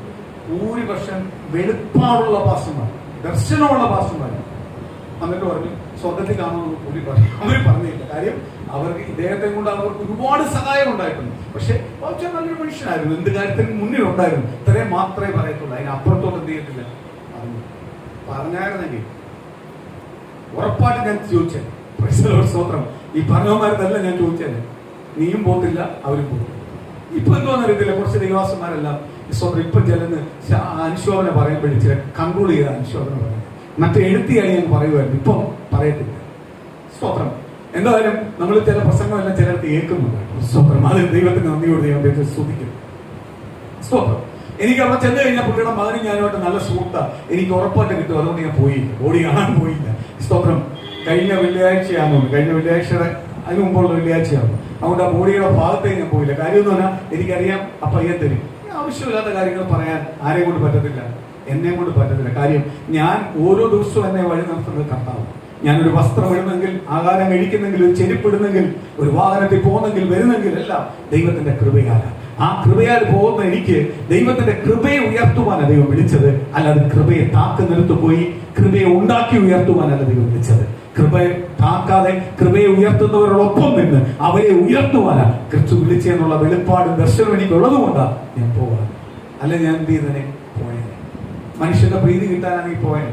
ഇനിയും അതിലെ പോകുമ്പോൾ മോൻ മുഖമെല്ലാം വീർപ്പിക്കും. എനിക്ക് നല്ലോണം അറിയാം. പ്രൈസലോ അതിന്റെ അടുത്ത് ഞാൻ താമസിക്കുന്നത് എനിക്കറിയാം. പക്ഷെ എനിക്ക് അതിലും വലുത് എന്റെ ക്രിസ്തു എന്നെ നോക്കി മോൻ വീർപ്പിക്കാതിരുന്നാൽ മതി. എന്റെ ക്രിസ്തു എന്നെ നോക്കി ചിരിച്ചാൽ മതി, സ്നേഹിച്ചാൽ മതി. ആ സ്നേഹത്തിനാണ് ഞാൻ വില കൊടുക്കുന്നത്. സ്തോത്രം. നിക്കോദേമോസിനോട് പറയുക, എടാ നീ ഈ കാര്യങ്ങളെല്ലാം പറഞ്ഞു ശരിയാ, ഞാൻ വലിയവനാകത്തെല്ലാം പറഞ്ഞു. അതുകൊണ്ട് ഞാൻ ഒരു കാര്യം പറയാം. സ്തോത്രം. ആരെങ്കിലും നമ്മളെ പൊക്കുമ്പോൾ സൂക്ഷിച്ചോ. നിക്കോദേമോസ് വന്ന് പൊക്കിയതാ യേശു. പൊക്കിയപ്പോഴേ യേശു പറഞ്ഞേ ആ മീനാ നിൽക്കാം. വീണ്ടും ജനിക്കില്ല എങ്കിൽ നീ എന്ത് ചെയ്യത്തില്ല, സ്വർഗരാജ്യം പ്രാപിക്കത്തില്ല. വീണ്ടും ജനിച്ചില്ല എങ്കിൽ സ്വർഗരാജ്യം പ്രാപിക്കത്തില്ല. അപ്പൊ വീണ്ടും ജനനം ഒരു പ്രാധാന്യമാണ്. ഇന്നത്തെ ആ ഉപവാസ പ്രാർത്ഥനയ്ക്ക് ആദ്യമായി എടുക്കുക ഞാൻ പറയുക, നമ്മൾ പഠിക്കേണ്ട ഏറ്റവും ഗുണപാഠമാ യോനയാണ്. ആ ഭാഗത്തിലേക്ക് നമ്മൾ കയറാൻ പോവുക. ഈ ഉപവാസം കഴിഞ്ഞാലും അതിന്റെ ബാക്കി ഞാൻ തീർക്കും. ആ 4 അധ്യായം കൊണ്ട് 4 അധ്യായം തീർക്കും. ആ 4 അധ്യായം ഒരു ദൈവമക്കൾ ഒന്നുകൂടെ ഒന്ന് കേൾക്കുന്നത് നല്ലതാണ്. കാര്യം എന്തോ, ഒരു ദൈവ പൈതൽ എന്തായിരിക്കണം, ദൈവം ഏൽപ്പിച്ചവൻ എന്താണ് ചെയ്യേണ്ടതെന്ന് വ്യക്തമായിട്ട് പഠിപ്പിക്കണം. അതിനു മുമ്പ് ഇതൊന്ന് പഠിച്ചാലേ അതിലോട്ട് കയറാൻ പറ്റും. അതുകൊണ്ടാണ് ഞാൻ ഇത് എടുത്തത്. നിക്കോദേമോസിന് എല്ലാം അറിയാം. നിക്കോദേമോസ് അതുകൊണ്ടാണ് രാത്രി വന്ന് യേശുവിനെ രഹസ്യമായി കണ്ടത്. രഹസ്യമായി കണ്ട് യേശുവിനെ അങ്ങ് പൊക്കി. യേശു വന്ന് മോനെ അവിടെ നിൽക്കട്ടെ, വീണ്ടും ജനിച്ചില്ല എങ്കിൽ സ്വർഗരാജ്യം അവകാശമാക്കാൻ പറ്റില്ല. പെന്തിക്കോസ്തുകാരുടെ ഏറ്റവും വലിയ ലക്ഷ്യം എന്ന് പറഞ്ഞാൽ എന്തുവാ? വീണ്ടും ജനനം. വീണ്ടും ജനിച്ചാൽ എന്ത് കിട്ടും? സ്വർഗരാജ്യം കിട്ടും. വീണ്ടും ജനിച്ചാൽ മാത്രം പോരാ, ജനിച്ച അനുസരിച്ച് വീണ്ടും ജനിച്ചെന്നുള്ള പൂർണ്ണ ബോധ്യത്തോടെ ജീവിക്കുന്നുവെങ്കിൽ സ്വർഗരാജ്യം ആർക്ക് കിട്ടും? ദൈവമക്കളായ നമുക്ക് ലഭിക്കും. അടുത്ത വാക്യം ഒന്ന് വായിക്കപ്പെട്ടത്. മനുഷ്യൻ വൃദ്ധനായ ശേഷം ജനിക്കുന്നത് എങ്ങനെ? രണ്ടാമതും അമ്മയുടെ ഉദരത്തിൽ വീണ്ടും അവന്റെ ചോദ്യത്തിനകത്ത് ഉത്തരമുണ്ട്. അവൻ ചോദിച്ചു, വീണ്ടും എങ്ങനെ ജനിക്കുന്നത്? മനുഷ്യൻ വൃദ്ധനായിട്ട് വീണ്ടും പോയി അമ്മയുടെ ഉദരത്തിനകത്ത് ജനിക്കുന്നത്. ആ ജനനമല്ല കർത്താവ് പറയുന്നത്. ഇവിടെ പ്രായ വ്യത്യാസമില്ല. വീണ്ടും ജനിക്കാൻ പ്രായ വ്യത്യാസമില്ല. ഇവിടെ യേശുവിനെ അറിയേണ്ട രീതി അറിഞ്ഞാൽ അവന് വീണ്ടും ജനിക്കാം. Praise the Lord.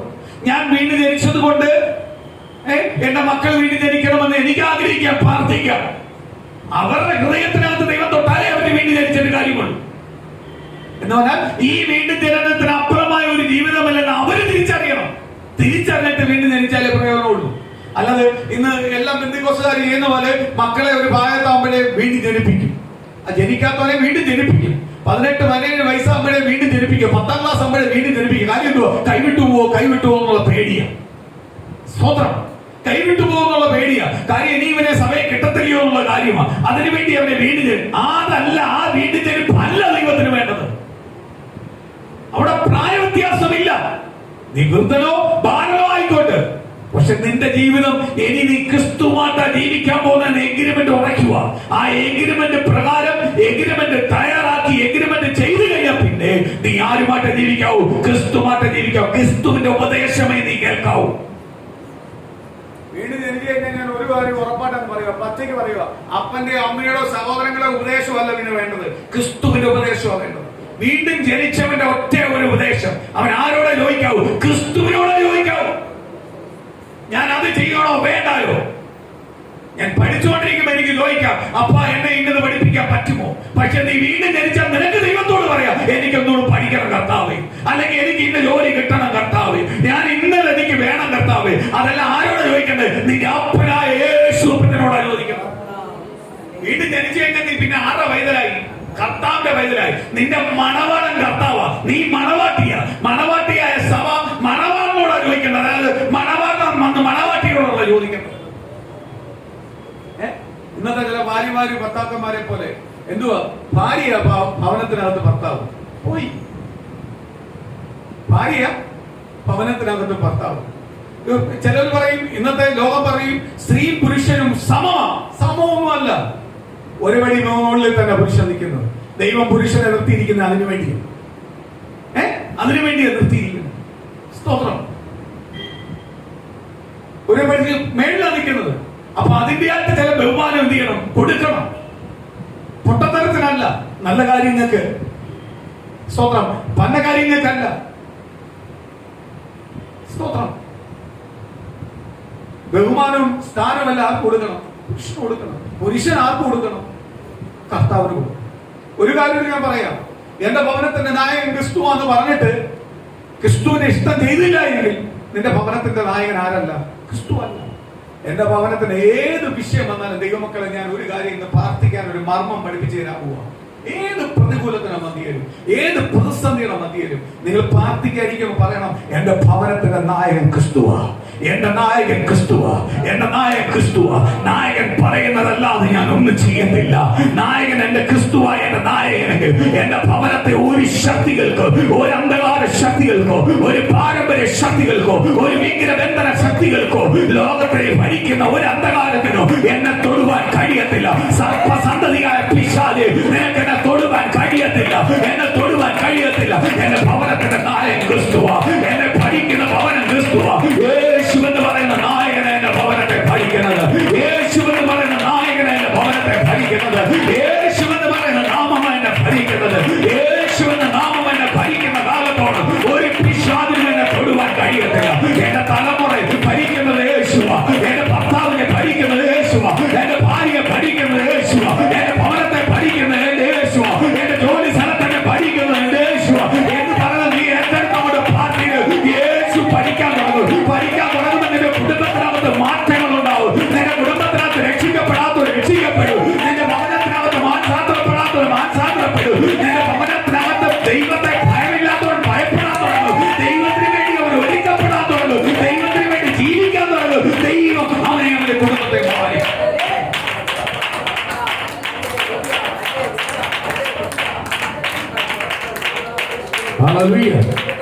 രക്ഷിക്കപ്പെടാത്തവര് രക്ഷിക്കപ്പെടും.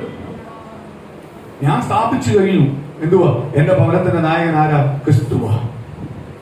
എന്റെ എല്ലാം ക്രിസ്തുവാ.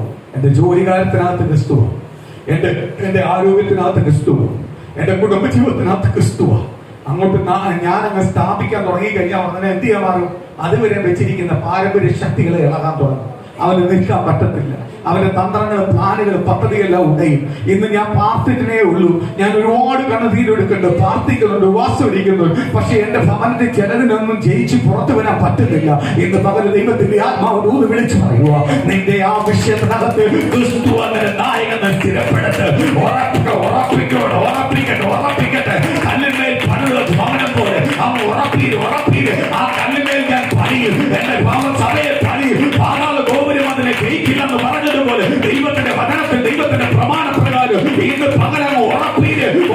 അതിനകത്ത് ഒരു ശക്തിക്ക് എഴുന്നേൽക്കാൻ കഴിയത്തില്ലെന്ന് ഉറപ്പീര്. ദൈവത്തിന്റെ ആത്മാവ് ദൂരെ വിളിച്ചു പറയുന്നു, ദൈവം ചിലത് ചെയ്യാൻ പോവാ.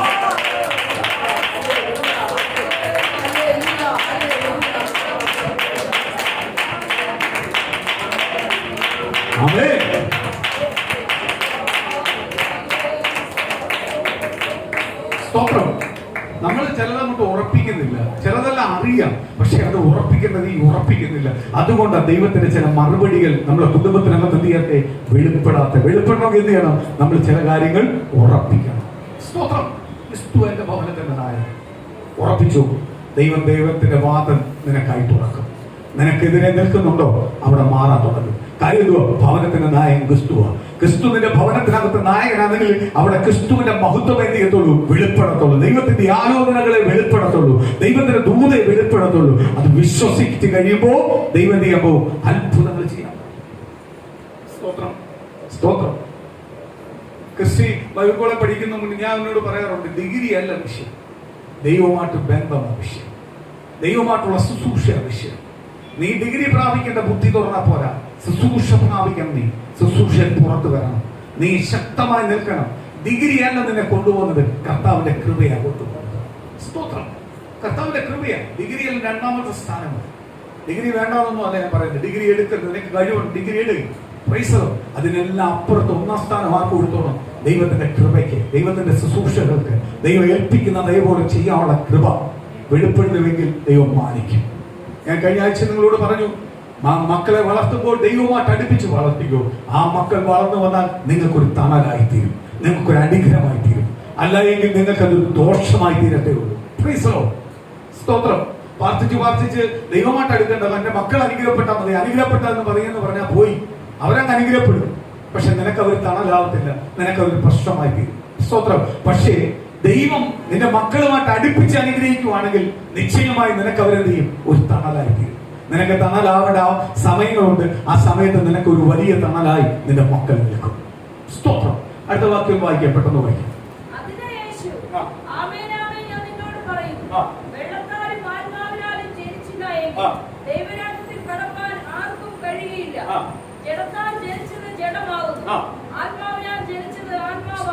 കേട്ടോ, വെള്ളത്താൽ ജനിച്ചില്ല എങ്കിൽ നീ ഒരിക്കലും ആരാവത്തില്ല? ദൈവത്തിന്റെ പൈതലാവത്തില്ല. ജഡത്താൽ ജനിച്ചവൻ ജഡമാകും, ആത്മാവിനാൽ ജനിച്ചവൻ. ഞാൻ ആത്മാവിനാൽ ജനിച്ചതെന്ന് എനിക്ക് പൂർണ്ണ ബോധ്യത്തോടെ ഞാൻ ജനിക്കുകയാണെങ്കിൽ എന്നെ പിന്നെ ജഡമാക്കാൻ പറ്റില്ല.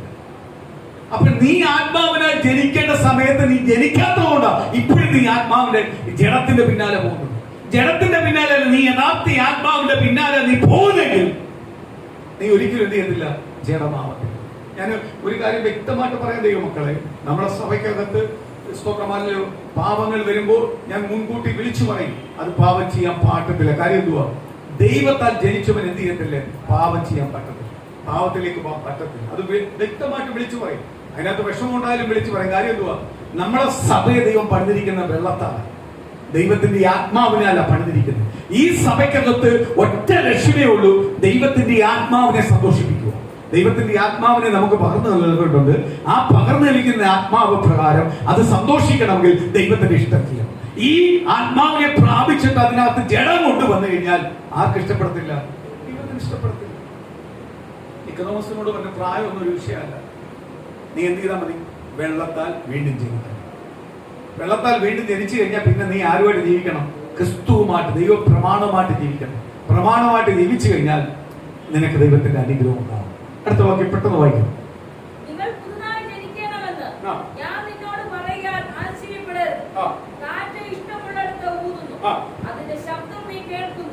എങ്കിലും അത് എവിടെ നിന്ന് വരുന്നുവെന്നും എവിടേക്ക് പോകുന്നുവെന്നും അറിയുന്നില്ല. ആത്മാവിനാൽ ജനിച്ചവനല്ല, അതുപോലെ ആകുന്നുവെന്ന് ഉത്തരം പറഞ്ഞു. കണ്ടോ, ഒരു ഉദാഹരണം കർത്താവ് പറഞ്ഞു കൊടുക്കൂ. കാറ്റ് വരുന്നുണ്ട്, പക്ഷെ കാറ്റ് എവിടുന്നാ വരുന്നേ, എങ്ങോട്ടാ പോകുന്നതെന്ന് നമുക്ക് പറയാൻ പറ്റും. അതേപോലെ ആത്മാവ് ജനിച്ചവന് കർത്താവ് ഒരു സ്ഥലം വെച്ചിട്ടുണ്ട്, അവൻ അവിടേക്ക് പോകും. അത് കർത്താവ് ഒരുക്കി വെച്ചാ. ഈ കാറ്റ് ഒരുക്കി വെച്ചത് കർത്താവാ. എവിടുന്ന് അടിക്കുന്നു, എവിടെയൊക്കെ പോകുന്നു എന്നല്ല കർത്താവിന്റെ പദ്ധതിയുണ്ട്. ആ രീതിയിലാണ് കാറ്റ് വരുന്നത്. അതേപോലെ ആയിരിക്കും ആത്മാവ് ജനിച്ചു പോകുന്നത്. പക്ഷെ ജഡത്തിൽ ജനിച്ചവന് അവസാനം എന്തുണ്ട്? ജഡപ്രകാരമുള്ള പാപത്തിനകത്തെ അതിന്റെ ശിക്ഷയിലേക്ക് എത്തിയത്തുള്ളൂ, അവൻ പോകുന്നു. അടുത്തത്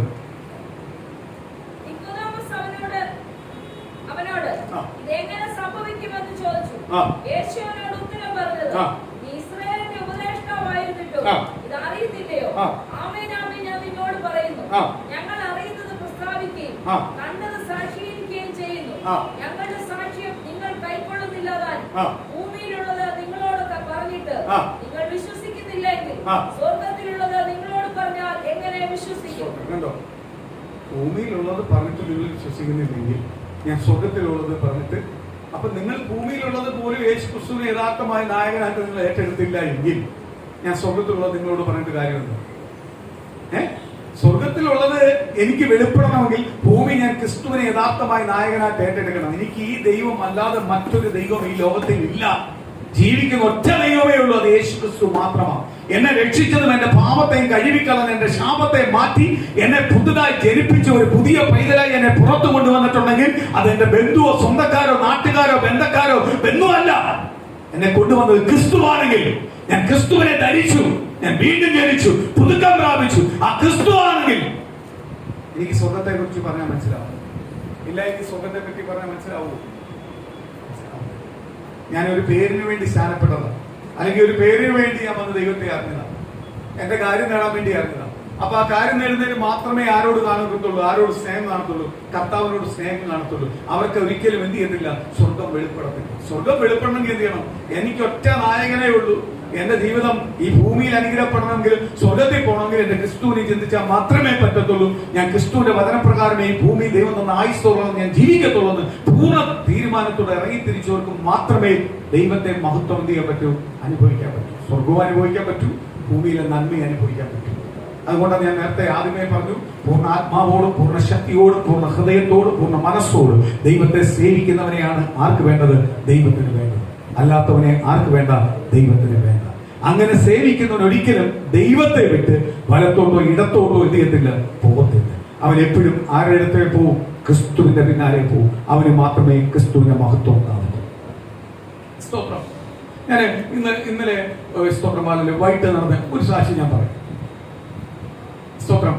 ഞാന് മലക്കറി മേടിക്കാൻ വേണ്ടി ഒരു പച്ചക്കറി കട മിക്കവാറും ചെല്ലുന്ന ഒരു കടയാണ്. പക്ഷെ അയാൾ പുതുക്കിയ സാധനം എടുത്ത് വെയിറ്റ് ചെയ്ത്. അപ്പൊ ഞാൻ ചെന്ന് വണ്ടി വെച്ചപ്പോൾ ഒരു അമ്മാമ്മ വന്ന് കയറി. പെന്തക്കോസ്തുകാരി അമ്മാമ്മ. സ്തോത്രം. സ്തോത്രം. സമ്പത്തെല്ലാം നല്ല ഉള്ളതാ. അവരുടെ വണ്ടിയെല്ലാം കണ്ടപ്പോഴും മനസ്സിലായി. അവർ വന്നിറങ്ങി.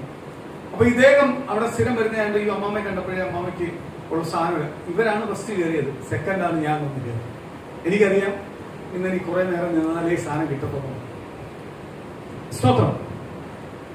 ഞാൻ വെയിറ്റ് ചെയ്താൽ നിന്നു. അപ്പോഴേ ഇദ്ദേഹം എടുത്തവന് ഫാസ്റ്റ് ഒരു 5 മിനിറ്റ് നിൽക്കണം, ഈ അമ്മാമ്മയ്ക്ക് ഒന്ന് കൊടുത്തോട്ടെ. അവൻ ആയിക്കോട്ടെ. ഇന്നെ ഫസ്റ്റ് കയറി അവരാ, എനിക്കതിനകത്തൊന്നും പറയാൻ പറ്റില്ല, അവരാ കയറി. പ്രൈസലോ. പക്ഷെ ഈ അമ്മാമ പാസ്റ്ററിനെ വിളിക്കുന്ന കേട്ടപ്പോ അമ്മ പറഞ്ഞു, പാസ്റ്റർ കൊടുത്തിട്ട് മതി. ഞാൻ ഉടനെ അവനെ നോക്കി. സ്തോത്രം. അവരുടെ തുടർന്ന് പുള്ളി പറഞ്ഞു, അല്ല അമ്മാമ്മയ്ക്ക് തരാം, പാസ്റ്റർ നമ്മൾ അടുത്ത ആളാ, പാസ്റ്റർ പറഞ്ഞ കേൾക്കുന്നത് കുഴപ്പമില്ല, അമ്മാമ്മയ്ക്ക് തരാം, അമ്മമ്മ ഇങ്ങനെ നിർത്താൻ പറ്റത്തില്ല അമ്മമ്മ. അപ്പൊ അവരെടുത്ത് വന്ന് എന്റെ കാലിലാണ് ഞാൻ നിൽക്കുന്നു, ഇയാളെ കാലിലാണ് ഞാൻ നിൽക്കുന്നു, ഇയാൾ അത് കുറേ. സ്തോത്രം. അമ്മാമ്മ എനിക്ക് സാധനമെല്ലാം പുള്ളി തന്നപ്പോഴ് അമ്മാമ്മ ഉടനെ സ്തോത്രം അവിടെ മുരിങ്ങയ്ക്ക ഇരിക്കുന്നുണ്ട്. മുരിങ്ങയ്ക്കായിട്ട് അവർ തമ്മിൽ തക്കുക. ഇത് ഈ മുരിങ്ങയ്ക്കല്ല, എന്റെ വീട്ടിലെ മുരിങ്ങയ്ക്ക ഞാൻ കൊടുത്തരാം, എത്ര രൂപ കിലോ തരും, ഇങ്ങനെയല്ല. ഒന്നോ അത്രയ്ക്ക് വലിയ മുരിങ്ങയ്ക്കാണെങ്കിൽ ഒന്ന് കാണട്ടെന്നുണ്ട്. അപ്പോഴാ കാറിന്റെ ഡ്രൈവറിനോട് പറഞ്ഞു, അധികം 2 മുരിങ്ങയ്ക്ക എടുത്തുണ്ട്. എന്നിട്ട് അയാളെ കാണിച്ചിട്ട് അപ്പൊ എനിക്ക് പാക്ക് ചെയ്തു. ഞാൻ പൈസ കൊടുത്തു. സാധനം എല്ലാം മേടിച്ചപ്പോഴേ ഈ അമ്മാമ്മയുടെ ഈ 2 മുരിങ്ങയുടെ അടുത്ത് എനിക്കല്ല പാസ്റ്റ് കൊണ്ടുപോകും. പുള്ളി പറഞ്ഞാൽ അയ്യോ ഇത് ഞങ്ങൾക്ക് ടേസ്റ്റ് ചെയ്യാനും തരുന്നില്ല. ഇയാൾക്ക് ടേസ്റ്റ് ചെയ്യാനല്ല, പാസ്റ്റ് ടേസ്റ്റ് ചെയ്തിട്ടൊന്ന് പറയും. അപ്പോഴത് സത്യമായിട്ടുള്ള കാര്യമെന്ന് പറയും പാസ്റ്റ് കൊണ്ട്.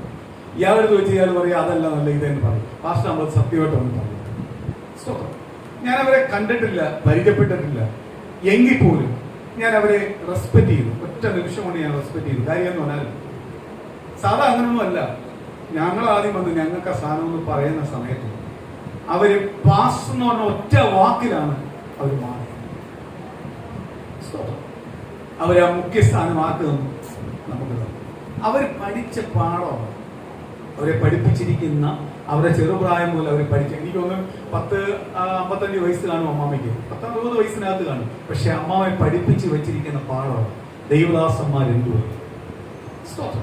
ഞാൻ ആ മുരിങ്ങയ്ക്ക് എന്റെ കയ്യിൽ വരുമെന്ന് ഞാൻ ഓർത്തായിരുന്നു.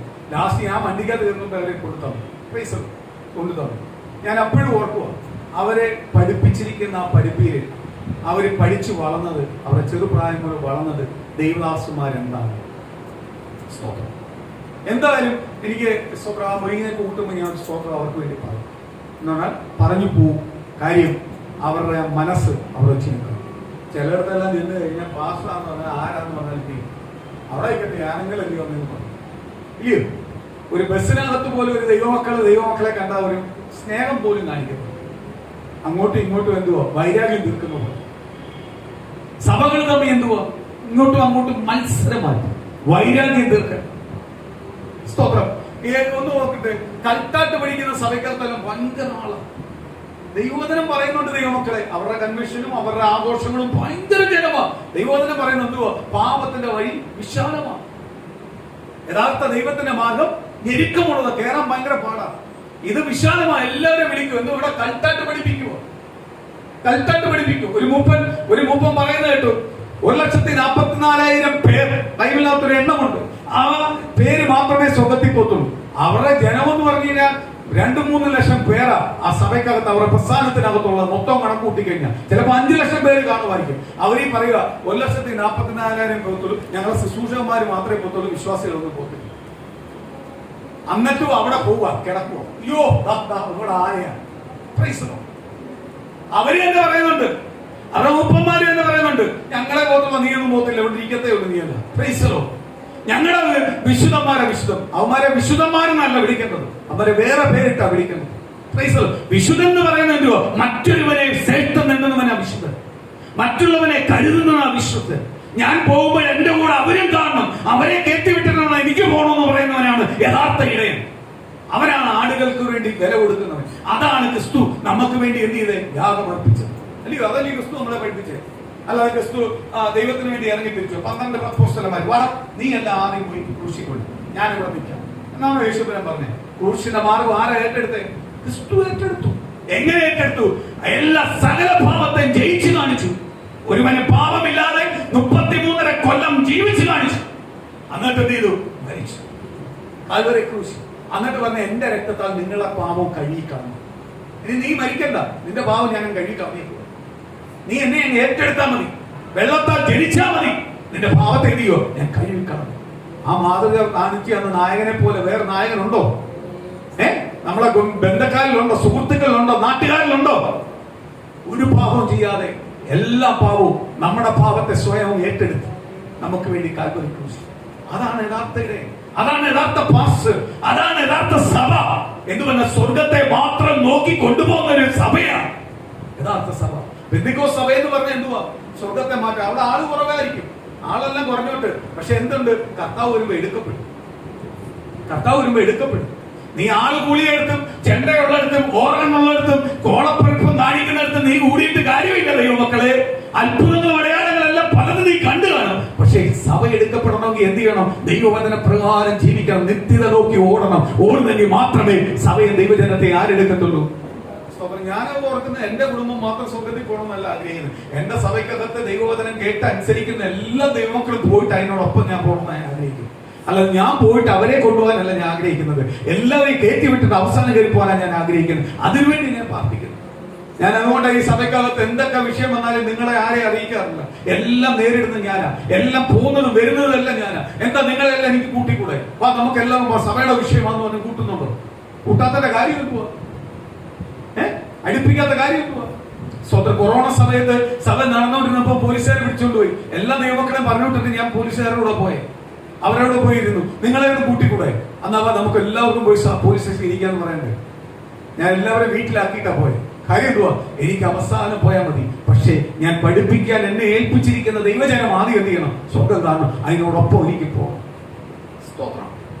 അവിടെ ചെല്ലുമ്പോഴ് ഈ സഭയ്ക്കകത്ത് ചെല്ലുമ്പോഴ് ഇന്ന ആൾക്കാരെ കണ്ടില്ലെങ്കിൽ നമുക്ക് പറ്റത്തില്ല.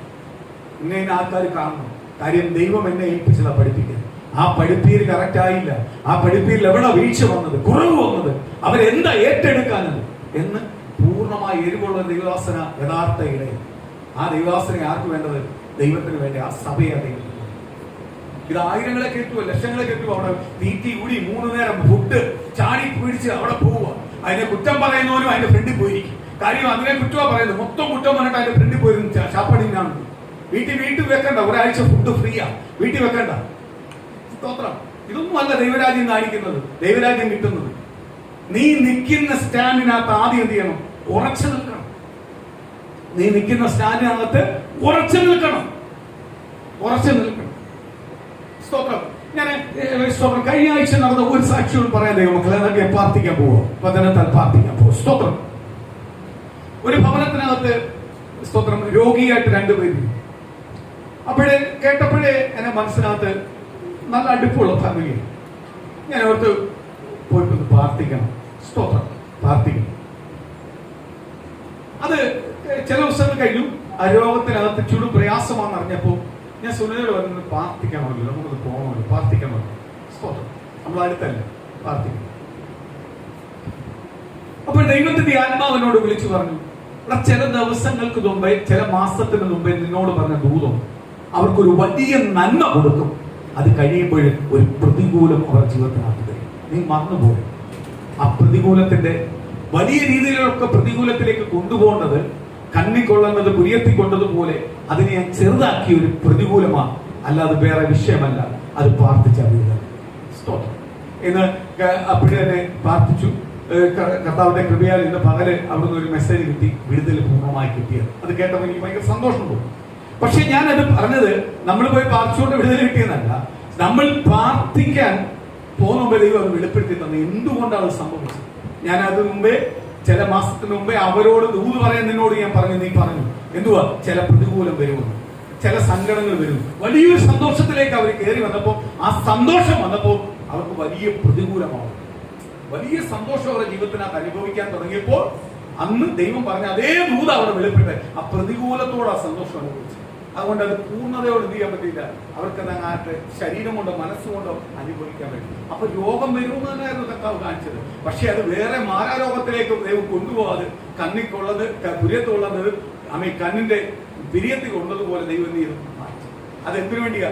ആ ദിവസം കൊണ്ട്, ആ മാസം കൊണ്ട്, അന്ന് മുതൽ, അത് പറഞ്ഞപ്പോ മുതൽ സ്വന്തം 2-3 കുടുംബം അതിനുവേണ്ടി പ്രാർത്ഥിക്കുക. ആ പ്രാർത്ഥനയുടെ ഇതിലാണ് അത് കണ്ണിക്കൊള്ളുന്നത് പുരിയത്തിൽ കൊണ്ടത് രീതിയോ അതും മാറ്റിയത്. സ്തോത്രം. ഞാൻ അപ്പോഴും സാധാരണ നമ്മളൊരു പ്രാർത്ഥിക്കാൻ പോകുന്ന രീതിയല്ല. അവിടെ അപ്പോഴും കർത്താവ് വെളിപ്പെടുത്തി എന്തുകൊണ്ട് ഇത് സംഭവിച്ചെന്ന് ഓർക്കുന്നു. അതാ ദൈവം ഒരു ദൂത് പറഞ്ഞിട്ടുണ്ടെങ്കിൽ എന്ത് ചെയ്തില്ല, മാറിപ്പോകത്തില്ല. ദൈവമക്കളെ, ദൂത് പറഞ്ഞിട്ടുണ്ടെങ്കിൽ ആ ദൂത് തന്നെ സംഭവിക്കും. അത് അവർക്ക് മനസ്സിലായില്ലെങ്കിൽ നമുക്ക് വെളിപ്പെടുത്തി തരും. സ്തോത്രം. പക്ഷെ നമ്മൾ പറഞ്ഞാൽ ചിലപ്പോൾ അവർക്ക് വെളിപ്പെടുത്തി കൊടുക്കും. സ്തോത്രം. ദൈവം നിക്കോമോസിനോട് പറഞ്ഞു, വീണ്ടും ജനിക്കണം. ഇന്ന് പ്രിയ മക്കളെ, ഞാൻ ദൈവ പൈതലാന്ന് പറഞ്ഞിട്ടല്ല കാര്യം. ഞാൻ ദൈവവചന പ്രകാരം വീണ്ടും ജനിച്ച നാൾ മുതൽ ഈ നാൾ വരെയും ഞാൻ ദൈവം ആഗ്രഹിക്കുന്ന പ്രകാരമാണ് ജീവിക്കുന്നെങ്കിൽ നിശ്ചയമായ ആ ദൈവത്തിന്റെ അനുഗ്രഹവും മഹത്വവും കൃപകളും അത്ഭുതങ്ങളും ആർക്ക് അനുഭവിക്കാൻ പറ്റും? നമുക്ക് അനുഭവിക്കാൻ പറ്റും. ഈ ഉപവാസം നമുക്കൊരു അനുഗ്രഹമാവണം. ഈ ഉപവാസത്തിന്റെ 1-ാം ദിവസം നമുക്കൊരു അനുഗ്രഹമാവട്ടെ. നമ്മൾ ഭവനത്തിലേക്ക് ചെല്ലുമ്പോൾ ആ ദൈവസാന്നിധ്യം നമ്മളെ കുടുംബത്തിനകത്ത് വെളിപ്പെടട്ടെ. ഓരോ കുടുംബത്തിനകത്ത് വെളിപ്പെടട്ടെ. അവർ പഠിച്ചുകൊണ്ടിരിക്കുന്ന ഓരോ വിഷയത്തിനകത്ത് ഇന്ന് പകൽ വെളിപ്പെടട്ടെ. നമ്മൾ പ്രാർത്ഥിക്കാൻ പോകും. ഓരോ കുടുംബത്തിനായി പ്രാർത്ഥിക്കാൻ പോകും. ദൈവത്തിന്റെ ആലോചന വെളിപ്പെടട്ടെ. ദൈവത്തിന്റെ ആലോചന വെളിപ്പെടട്ടെ. ദൈവത്തിന്റെ ആലോചന വെളിപ്പെടട്ടെ. ദൈവത്തിന്റെ വാഗ്ദത്തങ്ങൾ വെളിപ്പെടട്ടെ. ഗീതയാട്ടിയുടെ കുടുംബത്തിനകത്ത് ദൈവത്തിന്റെ